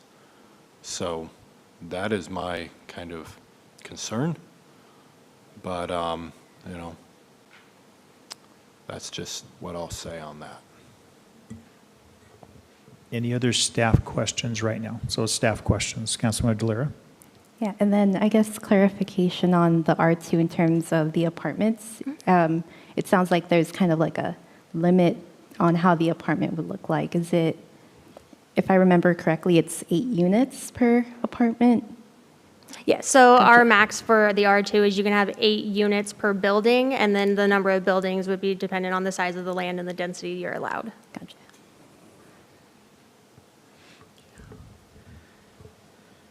Councilmember Fajarin? Even though this is in the documents, I just wanted to highlight for the record that even though there was an initial determination of non-significance, the commission did raise significant concerns that there would be adverse environmental impacts. And the commission did there was concerns that the rezone would have significant adverse environmental impacts, even though a DNS was issued. My mic was not on. Councilmember Gaither? Would you say this proposed zone change in the thoughts of the applicant, 8 units per building, 35 feet, that sounds a lot like the Whispering Hills apartment. Would you say that this proposal is comparable to the Whispering Hills apartments that sits east of that land? I wasn't here when that development came to the city for review, but it would be about similar, kind of in scope. I believe that those are 8 units per building. I'm not sure about the height on those. And Mayor, if I can intercept. I need for Thad to step in on that question. Just to be clear, the council's decision must be made based on the record before the planning commission. So That would be new information. requesting, in just for clarification, adding additional information to the record is not allowed. So the council is pretty limited on what they can do. They can approve, they can reject, send back for Ariel, do you know the language? Remand to, Remand. yeah, Okay. remand to Planning Commission for further review. Yeah, I'm sorry. Approve, modify, conditionally approve, deny, or remand the proposal. In the event of a remand, the council shall specify the time within which the planning commission shall report back its findings and recommendations. So for clarification, we can modify? I thought it was accept, reject, or remand. The code says modify. You can't modify the record. You can modify the determination. thank you. Or the decision. Modify the decision. Yeah, you can't modify the record. So, Councilmember Guido? I'd like to make a motion to remand this proposal back to the Planning Commission for a more comprehensive review of what their reasoning behind rejecting this zone change, and to get greater public input. And it We would can't do public input because it can only be one. The record's closed. The record's closed. Record's closed. Okay. Okay. For a more comprehensive review, a better explanation of why they are recommending rejecting the zone change, the proposed zone change, within the next 3 months. So it sounds like we're into that point. Now, before I continue down this one, do we need to accept the staff report first? Or, I'm just trying to make sure we get the order. Okay. Is this so so what you're asking is for them to provide clarification on why they chose to deny? Correct. And you don't feel that their statements clarify it well enough? No. And it would be good if they would provide more of a comprehensive view of what they want to do in that area. Well, that's not the issue before them. Okay. No. Yeah.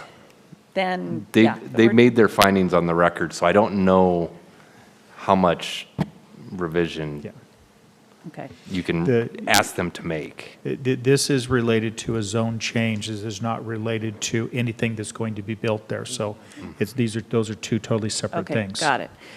I still would like, the motion is still to remand it to the, back to planning with a more robust explanation of why they're rejecting it. I'm looking to Thad. Is that acceptable motion? Yeah. And you, The council's role is pretty limited since it's We have adopted the We planning. have three commission. options, so I'm proposing one of the options. Yep. In an effort to help the Planning Commission, so this isn't volleyball back and forth, can you give some further guidance on what robust means? So they will not have an opportunity to do any more public comment.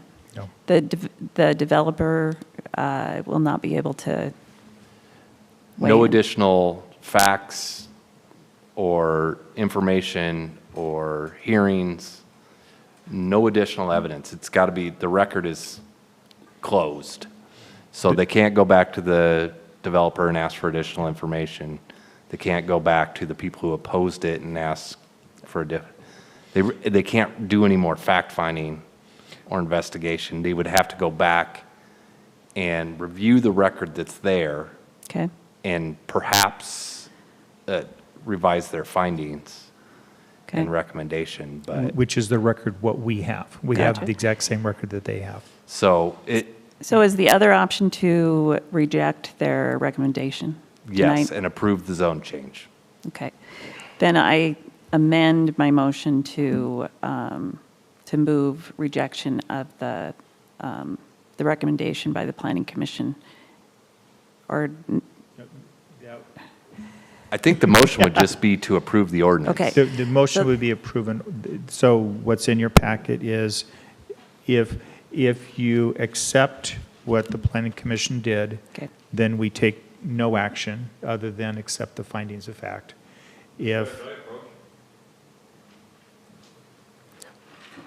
since we have a planning Well, but commissioner, we, no, can't do it? because of the type of hearing this is. Yeah, they have to do it based on the record. They have to do it based on the record. This would be adding. like to speak about what a remand would be, not about the actual matter. I don't think that's, Process only, not the actual. I don't think that's appropriate at this time. Because this would be illegal, whether we followed the legal proceedings would be the challenge with this. So in your packet is, if we don't agree, there is a motion that can be done in order to accept a zone change, as opposed to their recommendation, which is not a zone change.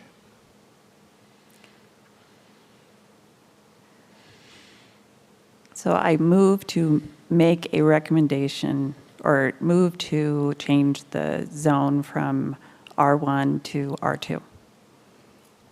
Second. Just to clarify, that's a motion to adopt ordinance number Yeah. 24-15. This one right here? Yes. Yes. Okay. So that is yes. So with that, on to discussion. Councilmember Parks?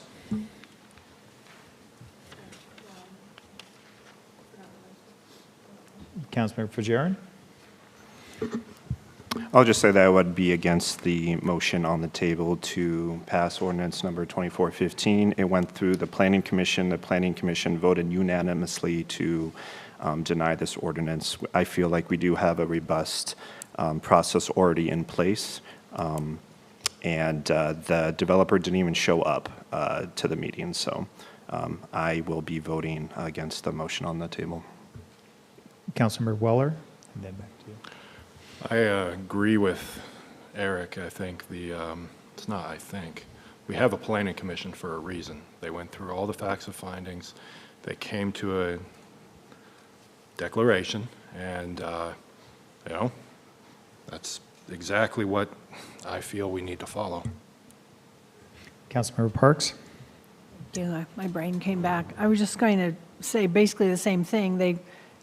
They indicated pretty clearly, it wasn't that they didn't want it about housing, it was just that there were certain things they weren't clear on how it would proceed, and so they chose what they chose. So it isn't about not putting housing there, it's about not approving the zone change being recommended, in my interpretation.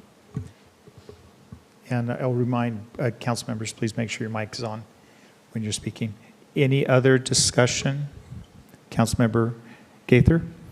Yeah, I'm concerned as well at how the fire flow and infrastructure concerns are to be addressed during later phases, whereas it would be ideal to have that information beforehand, before we vote.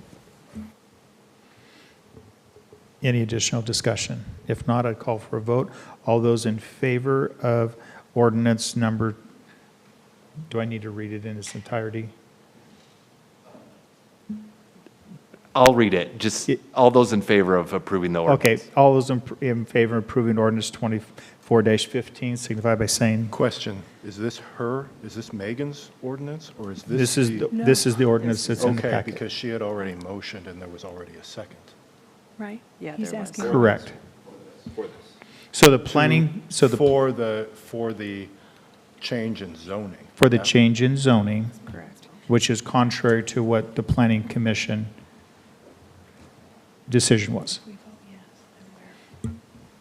So all those in favor of making the zoning change signify by saying aye. Aye. Aye. Those opposed? Nay. Nay. So it does not pass. To clarify for the record, that was a 2-5 vote, Yes. Yes. because some mics were off. Okay, thank you. So the next item, the resolution is moot. Correct. So that ends this. And so then item number 2, we don't have because that was only if item number 1 happened. Right. Okay, next up is item number 3, ordinance 24-16. And I believe, Councilmember Wright, you wanted to make a motion at this time. As I indicated in my earlier comments, I would like to move to table this ordinance to a future date to be determined, thus allowing staff and stakeholders adequate time to review changes and concerns associated with the larger scope and impact being proposed in this ordinance. Second. So there's a second. Any discussion on this? Councilmember Fajarin? I'll just say that I feel that staff has put adequate time over the past 3 to 4 months to come to an agreement between council and our community. And so I feel like we have everything on the table right now to make a decision. But I will go ahead with whatever is voted on by the council. Any other discussion? If not, all those in favor signify by saying aye. Aye. Any opposed? Nay. Nay. So I have 2 nays. Thank you, council. And that being the case on item number 3, item number 4 will probably need the same consideration as it's directly tied to it. So probably a Correct. motion Yeah, and item a... 4 is based on item 3. So do we need a motion to, So we'd need a motion for item number 4 also. Move to table item number 4, Resolution R-89-24. Second. Discussion? All those in favor signify by saying aye. Aye. Any opposed? Nay. Nay. So 5-2 also. So it passes. So we'll skip items 3 and 4. Next up is ordinance number, item number 5, ordinance number 24-17. And with that, Jeff Albrecht, our Director of Finance and Administrative Services. Good evening. Before you is ordinance number 2417. This is to amend the budget, the biennial budget of 2025, 2026. I realize that we just passed this budget. Really what most of these amendments are related to is CIP projects in progress. So these are projects that have been started and for various reasons, either was planned as a multi-year project or for some reason was not able to be completed in 2024. So these are previous projects that have been approved. And so what this, the primary of these would be is to approve budget amendments for 2025 to allow for the completion of those projects. So with that, I would answer any questions people have regarding ordinance 2417. Is there any questions? Seeing none, I'd entertain a motion for ordinance 2417. Move to adopt ordinance number 24-17. Second. Second. And with that, if you could read that in its entirety. Yes, sorry about that. Ordinance number 24-17, an ordinance amending ordinance number 24-14, adopted November 19, 2024, and entitled An Ordinance Adopting a Biennial Budget for the City of Pullman for the Biennium 2025 to 2026. That any discussion? Seeing none, all those in favor signify by saying aye. Aye. Any opposed? Thank you. Next up, ordinance 2418, and Jeff Still. Yeah, so 2418 is a motion to adopt the, amend the budget for 2024 for the biennium of 2023-2024. So this is the budget year that we're just finishing. There's a much larger number, as you can see on this. A lot of these are items that have come before the council previously for discussion. to approve the activity. This does include both operating and capital.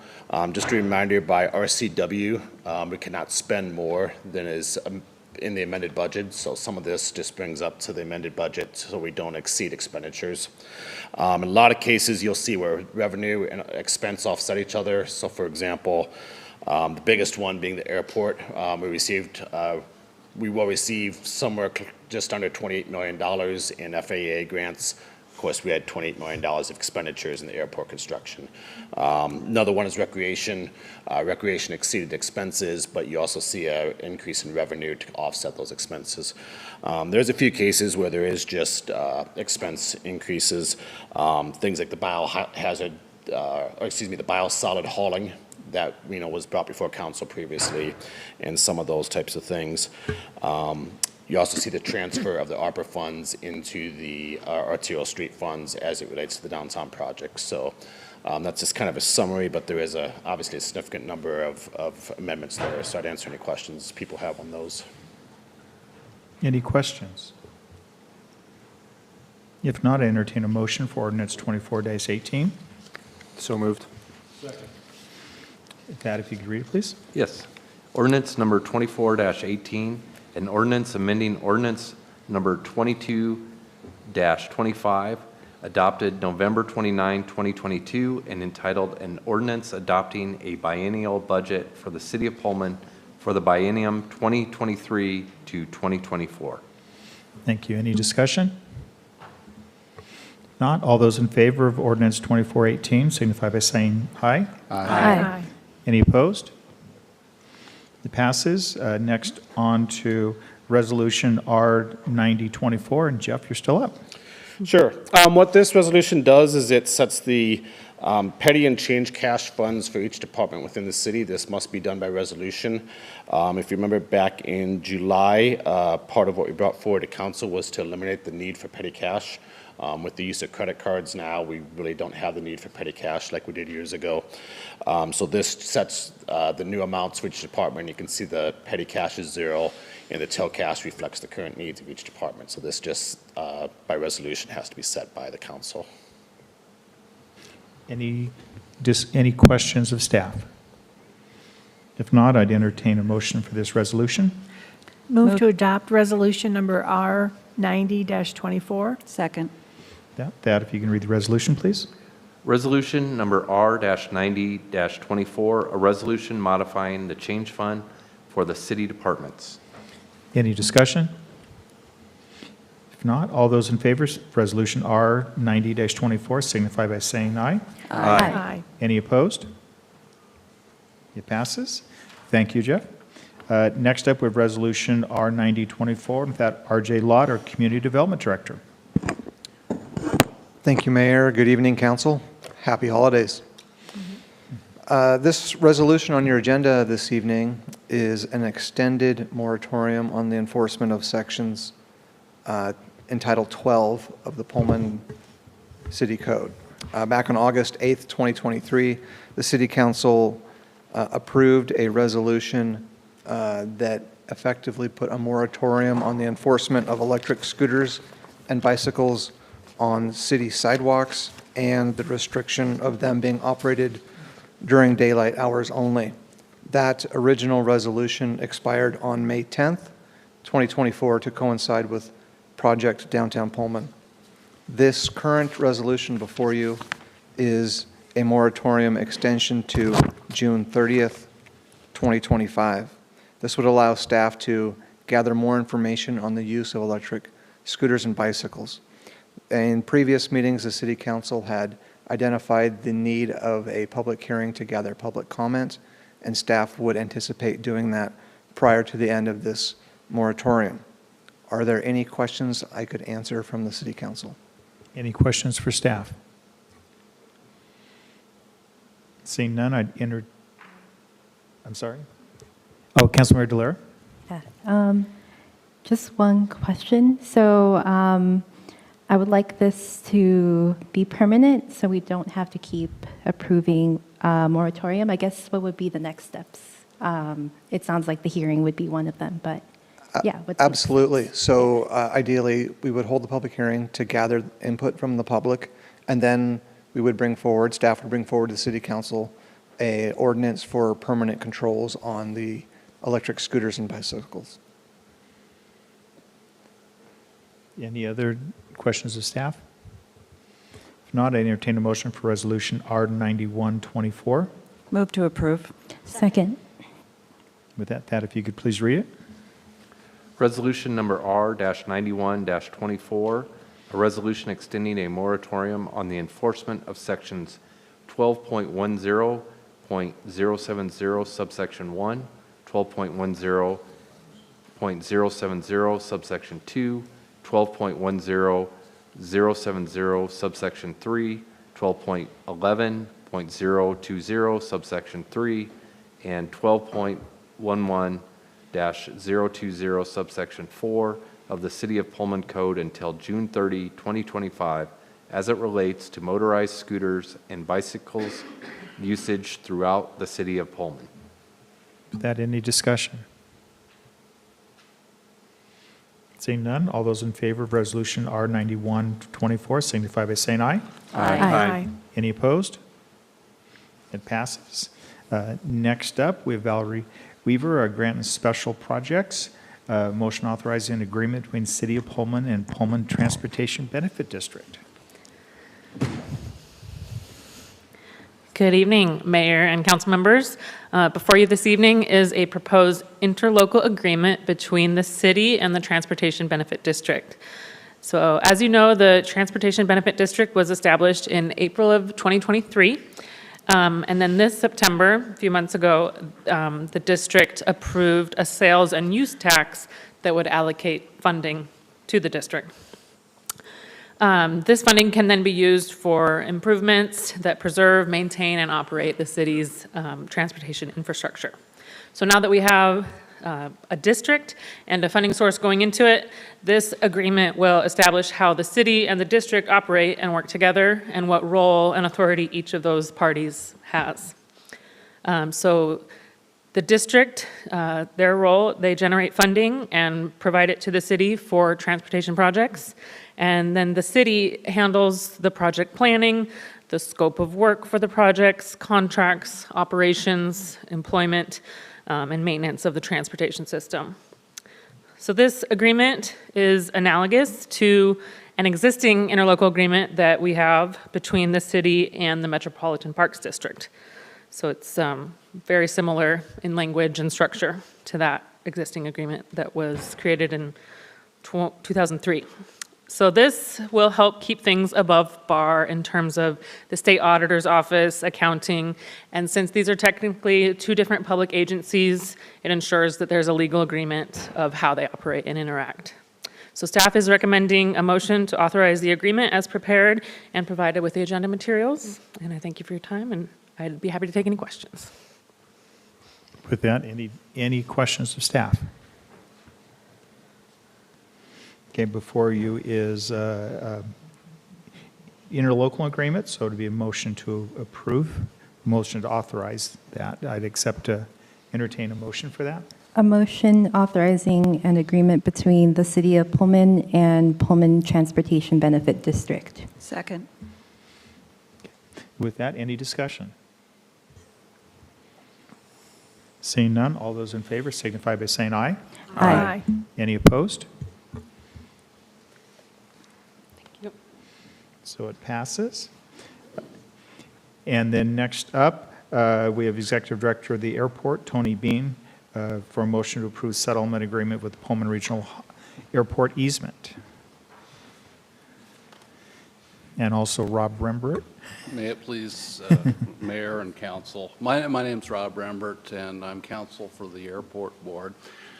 We're hoping today to get Council to anoint what has been a 7-year problem that first was attempted to be addressed by Laura McAloon, and then when she moved to Nebraska, was handed off to me. It involves a dispute over an access to some land that the city obtained as part of the runway realignment process. And generally, the land is comprised of about 80 acres from 2 owners that is south of the runway and north of SR 270. The properties at issue were benefited by an easement that goes from the airport property down to SR 270, going over several property owners other than the sellers. Of course, we purchased the property with the understanding that the airport would have the ability to use the roadway.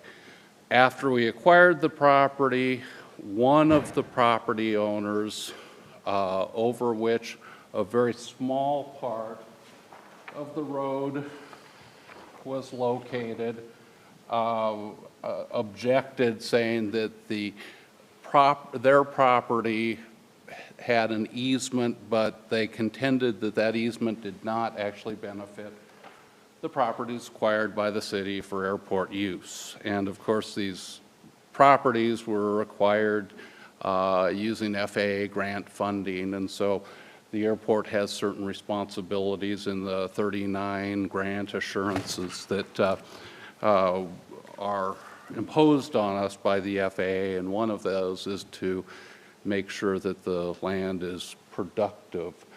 And so we started a process of initially negotiating, then we demanded arbitration with city council approval, I think a little bit over a year ago. In February of 2023, I filed a lawsuit against several parties seeking a declaratory judgment that the city had the right to use the entirety of the roadway. The parties have come to a resolution under which we have agreed to move the roadway, about 40 feet to the east, so it clears that property owner, construct a road that is workable and gives us access from the south, from SR 270 to the properties at issue, which is adjacent to other airport property.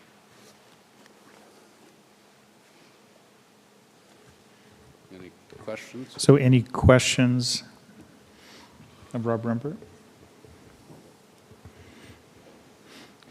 Tony, did you have anything further? Or? Yeah, it's a technical correction, but it is an important correction to have, where you used federal funding and with Pullman acting as the administrative sponsor and Moscow co-joining that to make sure that we have the accesses that we did pay for, in fact, is extremely important. We started with the bottom when we tried to work our way through every step of the process. And so that's why it's taken 7 years. We didn't want to leave something out, but this is where we're at. We do have a resolution to it, and we're requesting that the City Council ratify that resolution, and we can move on to other things. First of all, thank you for all the work that went into this. I know it was a long process. With that, I entertain a motion from council for approving the settlement agreement for the Pullman Moscow Regional Airport easement. So moved. Second. With any discussion? Seeing none, all those in favor signify by saying aye. Aye. Any opposed? Thank you very much. At this time, we're going to recess the City Council meeting, and I'm going to open the Transportation Benefit District meeting. And with that, D. Stiles Elliott, will you please call roll? President Benjamin. Here. Commissioner Delira. Here. Commissioner Frigerin. Here. Commissioner Gaither. Here. Commissioner Guido. Here. Commissioner Parks. Here. Commissioner Weller. Present. Commissioner Wright. Here. First up is community comments for final action items for this agenda. This agenda item is the opportunity during this meeting for public to bring comments to the attention of elected officials on any agenda item. The City Council will take final action at this meeting, excluding items where public comment was previously accepted. This exclusion extends to prior public hearings, final action items, This agenda item for comments will not exceed 30 minutes in total. This should be for the Transportation District, not the City Council. But with that, is there anyone who'd like to provide public comment for the Transportation Benefit District meeting? Seeing none, I'll move on to the regular agenda. First up is a motion to dispense with the reading of the minutes of the Transportation Benefit District special meeting of September 24th, 2024, and approve them as submitted. I'd entertain a motion for that. So moved. Second. With that, any discussion? Councilmember Weller? So I know this has been asked previously. So Synergy Bicycle Alliance, Jamie had reached out requesting about comments that were made and had sent an email. And so I'm just asking, and I know we talked about this before, but clarification on, the comments that she sent. I know she feels strongly that she wants her words properly placed into the record. And so I'm just asking you, Mike, or Thad about this, and so.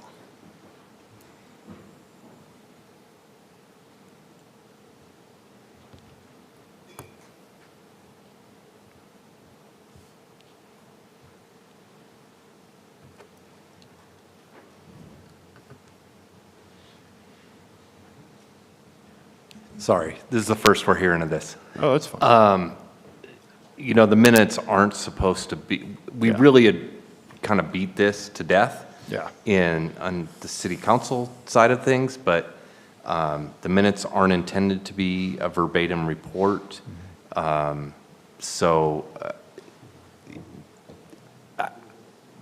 There's a video record, so I don't think that there should be changes made to reflect someone's interpretation.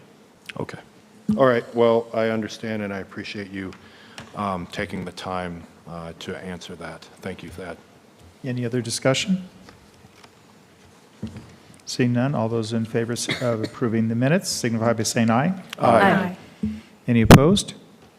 Next up, once again, with Valerie Weaver back up for a motion authorizing an agreement between Pullman Transportation Benefit District and the City of Pullman. That? Good evening, Board. I am here before you with a proposed interlocal agreement between the city and the Transportation Benefit District. So, as was just presented to council, this is the other side, the other entity taking this proposed agreement up for authorization. And that's going to outline the roles and authorities of both the city and the district, where the district generates the funding and provides it to the city for transportation projects. And the city then is the one that handles planning those projects, contracting them, operating, and the day-to-day operation of the transportation system. So I don't feel like I need to go into every detail that was touched on previously, but I do have before you this agreement. We're recommending a motion to authorize to delineate the roles of the Transportation Benefit District and the city. Any questions of staff? Seeing none, I'd entertain a motion. A motion. Oh, second. We have a motion and second. And this is a motion authorizing the agreement between the Pullman Transportation Benefit District and the City of Pullman. With that, any discussion? All those in favor signify by saying aye. Aye. Any opposed? With that, we'll now adjourn the Transportation Benefit District meeting, and we'll resume the meeting of the regular City Council meeting. Next item up is a discussion item that is a ceasefire resolution, and this was brought by Councilmember Fajarin. And so with that, Councilmember Fajarin. Thank you. I know we're 9 o'clock here, so I just want to thank everybody who wants to hear this important discussion for sticking in here. So thank you so much. I just have a few remarks to kind of get the discussion going a little bit about the involvement of the community and then my personal input and my experience crafting this resolution, which I wrote in conjunction with the community and Councilmember DeLira. So on June 25th, I committed to working with Councilmember DeLira to draft a resolution in support of the ceasefire between Gaza and Israel. Since then, we've had many meetings and conversations with constituents, including two well-attended listening sessions at Neal Public Library, where our community came together to share diverse perspectives and engage in meaningful dialogue. In addition to that, I personally had countless conversations with constituents that have personally shaped my understanding of this issue and the broader role in municipal government in amplifying citizen voices. The resolution that we are here discussing today is a product of that ongoing work and collective input. I want to extend my sincere gratitude to Eric Wagner, who facilitated these thoughtful conversations, and everybody who participated in this process. It sounds like there may be concerns that this resolution stretches beyond the traditional responsibilities of City Council, and I hear tonight specifically how important it is to focus on local issues. However, in my view, I believe that our role as council members is not only to oversee infrastructure, its mission and its goals, but to represent the values and voices of Pullman residents. And representing people's voices go beyond the constraints of a mission and goals document. Pullman, personally, has always been a community that values inclusivity, compassion, and dialogue. I know this personally. When our constituents raise concerns, whether they be about unsafe intersections or humanitarian issues that extend beyond our borders, I feel, in my view, we have a responsibility to listen and act when appropriate. This resolution reflects the concerns of Pullman residents who have engaged passionately through public comment, listening sessions, and direct outreach. With this context in mind, I want to thank the City Council, and with that, let's begin our discussion. With that, Councilmember DeLira, since you seconded, do you have any comments? Yeah, I think I've kind of made a lot of the remarks during my council member comments, but I think what I am most interested in is what everyone else on council thinks in terms of moving this forward. With that, open Councilmember Weller.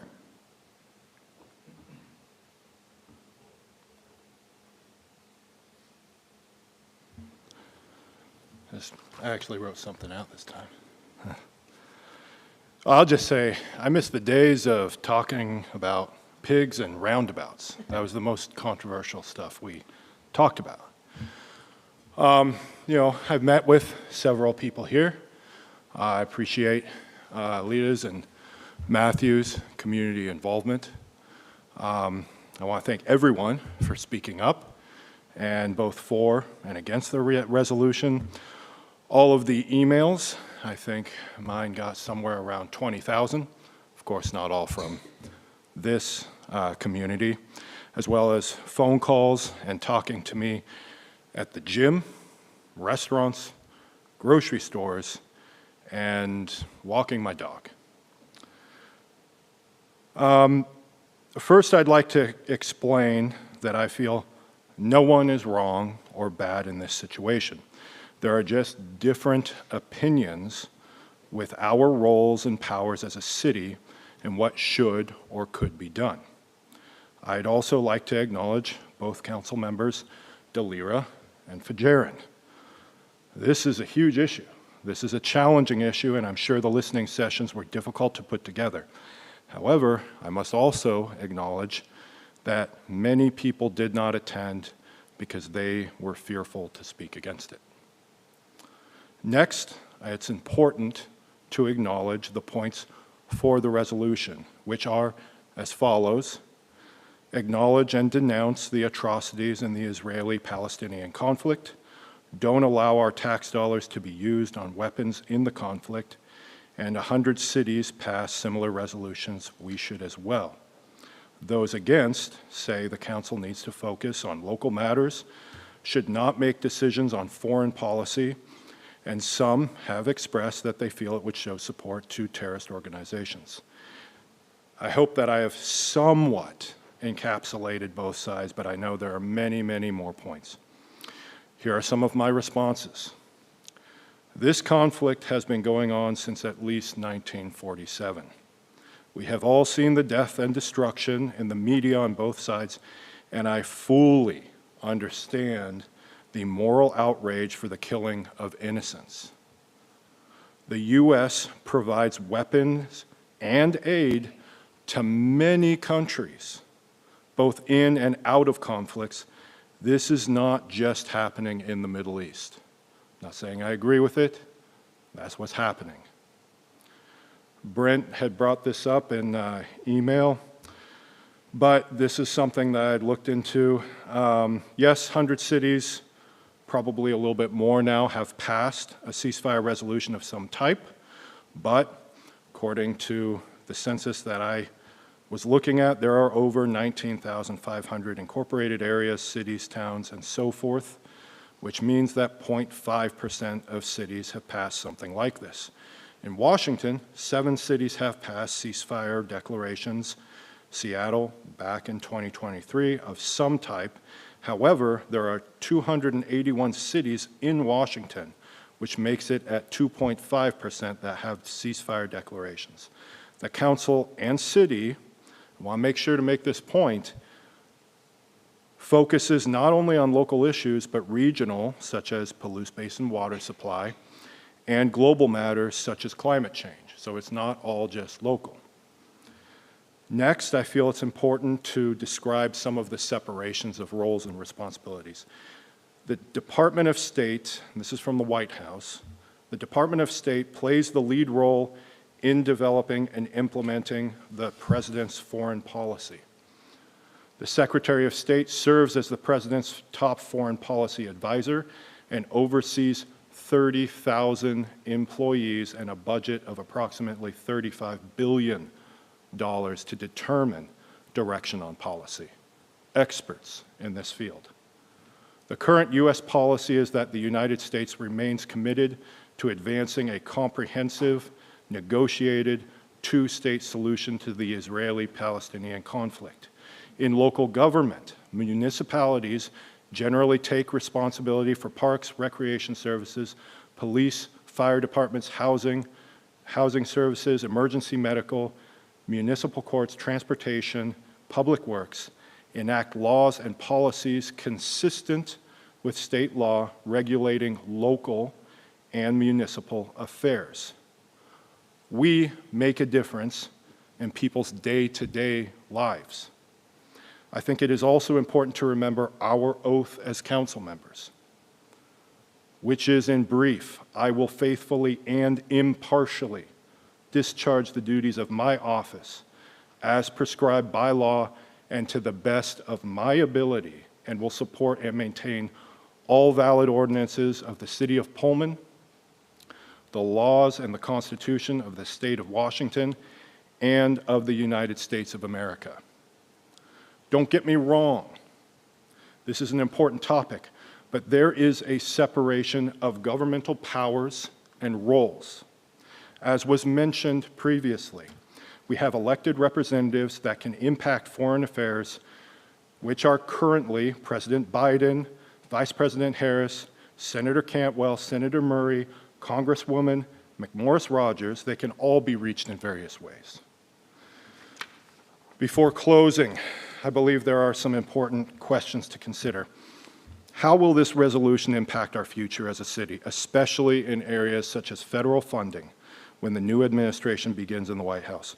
Will it put a target on our back along with the other 100 cities? Why this conflict? Why not others? The Council on Foreign Relations is currently tracking at least 10 major conflicts. If we pass a resolution for this one, what about all of the others? Last, what is Pullman's role in the wider global community? If there is one, that is a good question to ask. Look, regardless of how the resolution is worded, it will be divisive. Anything referring to an international conflict, especially one that has had a long history of death and destruction on both sides, will make community groups feel isolated or fearful. It will not unite, it will divide along cultural and ideological lines. Lastly, local government is where the practical work gets done. Not just words, but actions. It is part of our job to be nonpartisan and not bring conflicts here to our community and to our friends from all over the world who might be escaping those very same conflicts. I appreciate you listening. Councilmember Parks. Councilmember Weller said much of what I was going to say, but the first thing I really want to start out with is when we are elected, when I was elected, Mayor Johnson came into my office the next day, and the voice of the Cougs was asking for me. And he came into my office, and he sat down, and he said, "Congratulations on being elected to City Council. You need to know that this is a nonpartisan board, and we leave all of our affiliations at the door. We do work for the public, for our residents, for all residents. We do not bring special interests to the City Council dais." And I have adhered by that, and I believe in that, whether it's political or religious or some other similar issue. It isn't that we condone what's happening in Palestine as well as all of the other conflicts in the world. It's that this is not the place to address it and take a side. As Councilmember Weller indicated, this is a divisive issue. And one of our speakers said, looking back on this time, when we look back on this time, do we want to see that we divided our community or brought it together in unity, which another speaker also asked us to do? We've also been asked to build unity and to focus on city issues by residents in this room. What you don't understand and what you do not know is that you may think that everybody in the city supports this resolution. They do not. There are other voices out there that we are not hearing publicly here in this room. I mean, we hear a few. We get so many messages and phone calls and stops at the gym or the grocery store saying, "Why are you doing this? What about," somebody mentioned Grand Avenue. "What about the roads? What about," this is what, when people wake up in the morning, they want to know that they're going to have clean water, that the road is going to be plowed, that their child can go to the swimming pool today and it's going to be safe, among a myriad of other things. We want to make sure that all that happens, as well as supporting our staff, making sure they get paid, making sure they are taken care of. It is a multi-faceted position that in which we hold. And so when we hear things about, we hope you are in favor of our shared values, of our common ground. You're speaking about people in your group and in this room, and that's completely fine. But I'm not comfortable assuming that those are the shared values and common ground that all of our residents feel about this. And for that reason, I maintain, again, that this is not the appropriate place. It isn't that we don't care. It isn't that we condone murder. It's that our job is to take care of everyone in our city, do what's best for the most, and help our staff. So, thank you. Councilmember Guido. Well, I want to thank everybody who came out and have spoken on this topic over the last several months, and the work of our two council members, Fajarin and Delira, for the work that you've done. I think it truly has been a process where we have heard from our folks in our community. I am not convinced I've personally heard from everyone.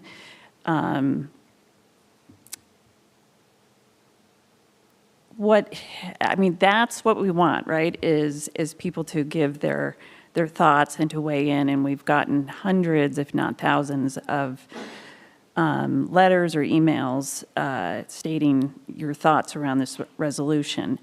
What I have not necessarily appreciated was getting spammed by by what is obviously a bot from a particular organization, where they're coming like every 20 seconds. Why I don't appreciate that is because it isn't a local organization. And to me, that's what this really boils down to, is it needs to be a local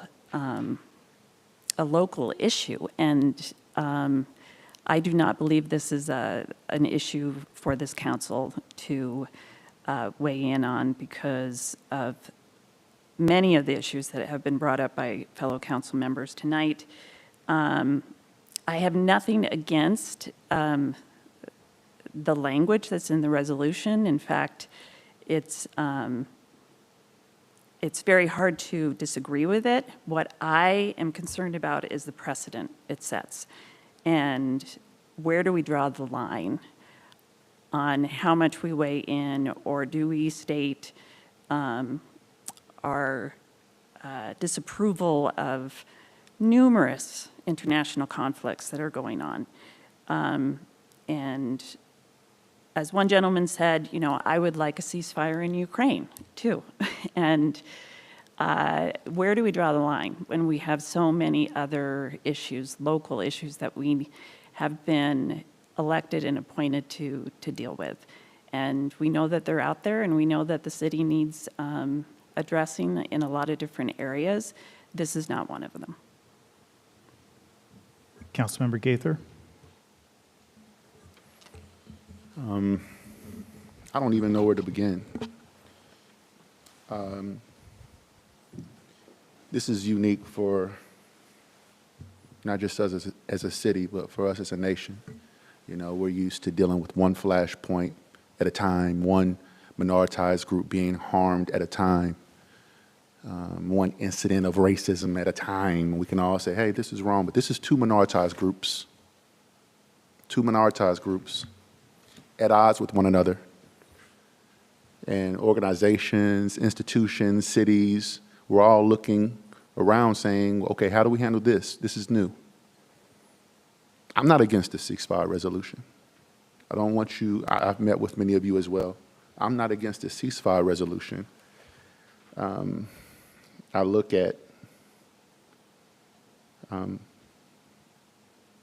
report from Amnesty International that just came out. Yeah, my heart bleeds, right? And I get what you all are trying to do. This is a Hail Mary, right? Doing all that you can to save a life or to help someone live just one day longer, right?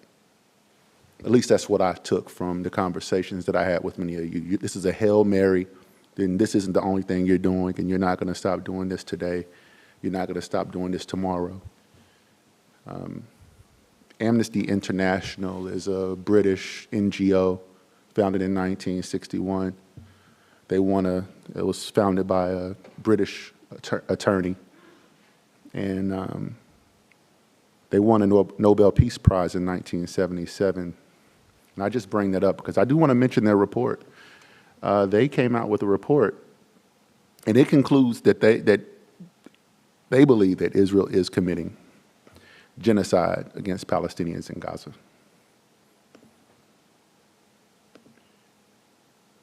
Now, I said that I'm not against the resolution, but I think we must first establish clear, principled policy to guide the city of Pullman in our decisions on making such statements in the future. We have to have it.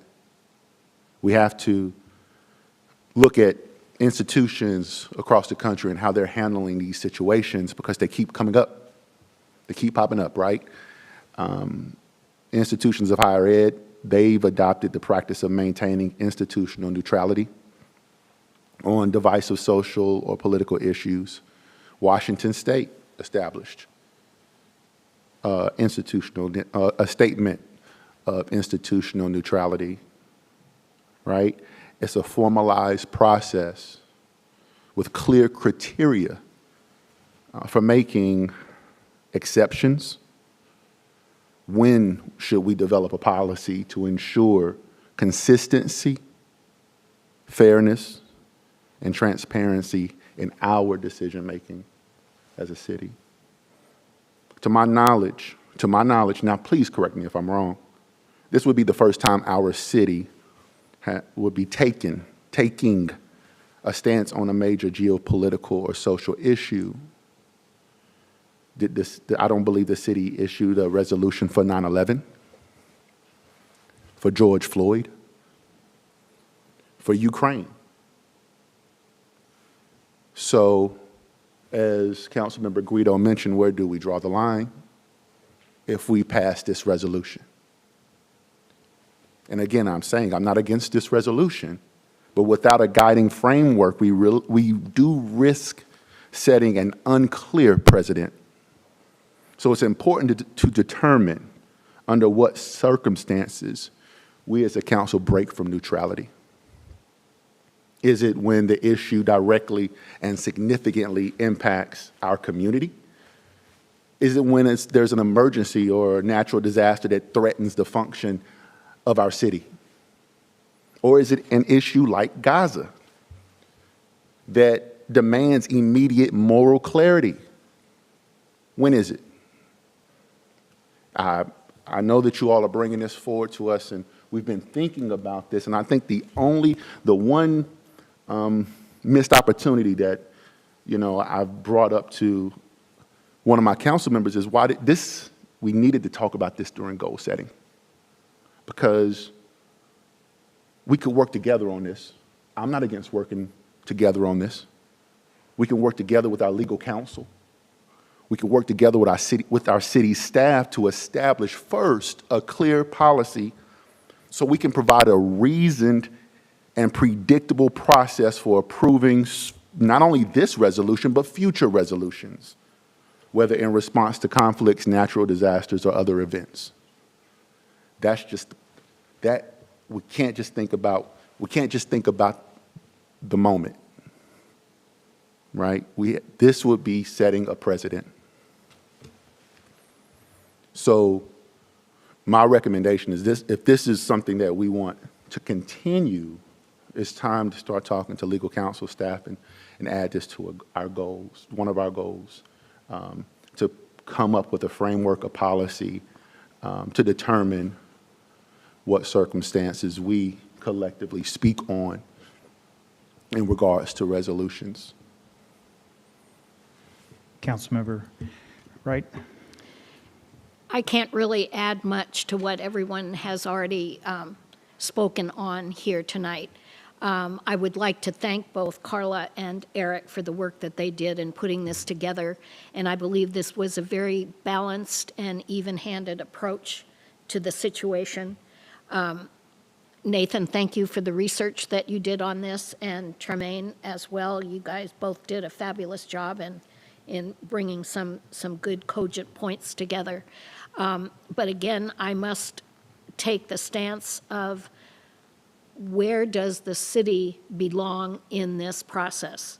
Again, that's not to deny that we don't all feel compassion and hope for the future ceasefire of this, but I don't know what we can do to affect that ceasefire where it would be of benefit to us to continue to make decisions as Tremaine indicated.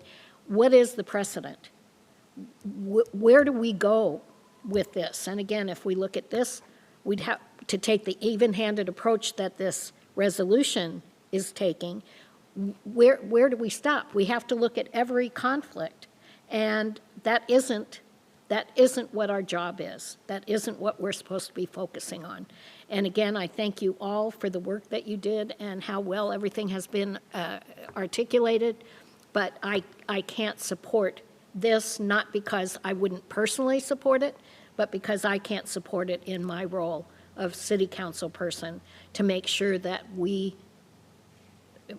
put forward all our goals and meet them as we have been asked to do by our citizens. So, thank you all. So with that, I hear pretty clear direction from council that they do not desire to move this forward. And Councilmember Delira? Yeah, thank you everyone for your words and weighing in on this resolution. I personally believe that city government should be dynamic. I know that we are carefully looking at our mission statement and our goals and priorities, but there have been cities that, regardless of what their mission statement and their goals and priorities say, have chosen to weigh in on this issue. And it's not to say that other conflicts don't matter, but this is one issue that our community members have brought into light, and we are responding to that. And we know that it deeply affects people. So that's one thing I kind of want to push back on is we are responding to what our community wants, and that might not exactly be in the mission statement and the goals and priorities. And we have cities who have done the same thing, responded to a desire to weigh in on the conflict between Gaza and Israel. And we've had, we did not have unanimous votes on a number of things today. So there's always, each city council member needs to make their decision on everything that comes before them. But as a council, you need to move forward with the majority and the direction that the majority. And what I hear from here is that yes, there's compassion, but at the same time, we do not feel that this is the purview of local government to weigh in on this issue. Councilmember Fajarin. I just want to personally thank my fellow council members' comments on this resolution. I do want to seek some closure and a way forward, and so I am going to propose that this resolution gets, I'm going to make a motion that this resolution gets put on a future agenda item, and I would like a second from a fellow council member. Second. So you want to vote for this? I would like to move to put this resolution to a official City of Council agenda item, and each council member can vote yea or nay in order to do that, so we can move forward.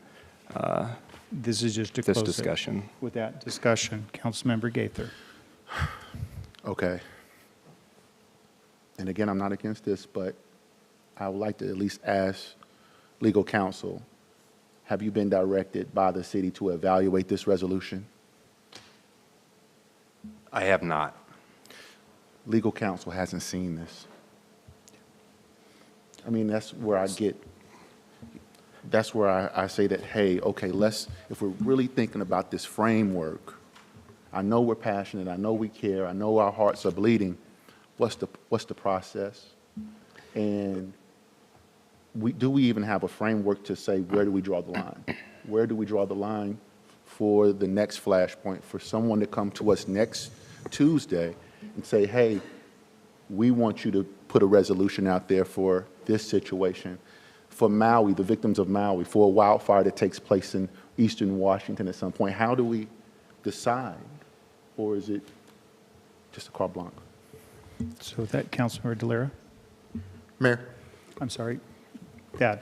I just want to clarify, the reason why I haven't is because I represent the city, not individual council members. I was contacted to meet with council members DeLira and Fajarin prior to this, and I said no because I can't act for individual council members. I need the council as a whole, or at least a majority as a body, to direct my review. And so, to me, I would need the entire, not the entire, but the council to direct me to do so. Seeing no other discussion, all those in favor of moving this to an agenda item signify by saying aye. Aye. There was other discussion, sorry. I thought when someone asks for something on a future agenda, it's not a vote, or is it a vote? This is, Your mic. Oh, pardon me. I thought that when a future agenda item is requested, that as long as there's a second, it is on, do we vote for that at this time? The council can vote at this time to say no. But we can't higher up in the agenda when somebody asks for something to be added on a future agenda? This isn't part of the 'Cause it's future inside. agenda item requests. So this was a request for a vote of the council of whether or not to move forward. So I have the ayes for Wait. those that, Mayor, Mike? Sorry. yeah, according to an existing resolution, it takes 2 members of the council to put something on a future agenda. It doesn't take a majority. my understanding is he asked for a vote to move it forward.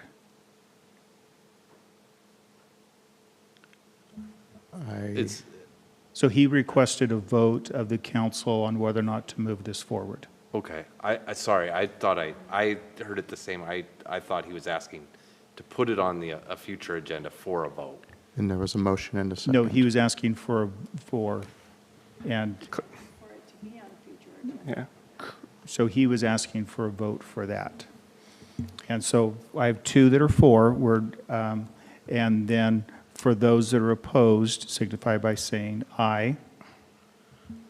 That don't, But, Okay. Mayor, I'm sorry to interrupt. okay. He only needs a second to get it on a future agenda. No, my understanding was he wanted a vote on whether or not to move it forward, Okay, not, okay. Just for clarification, I want to make sure that this is done right. I feel we need, closure tonight or at a future agenda meeting for our community. And so whether the vote happens now or at a future agenda, I am aware that Thad has not seen it, so the request to put this on a future agenda item would be for legal to take a look at it. So that would be the formal request. And I feel like and for legal to look at it would require the vote of the council in order for that to happen. I think I understand that. Yeah.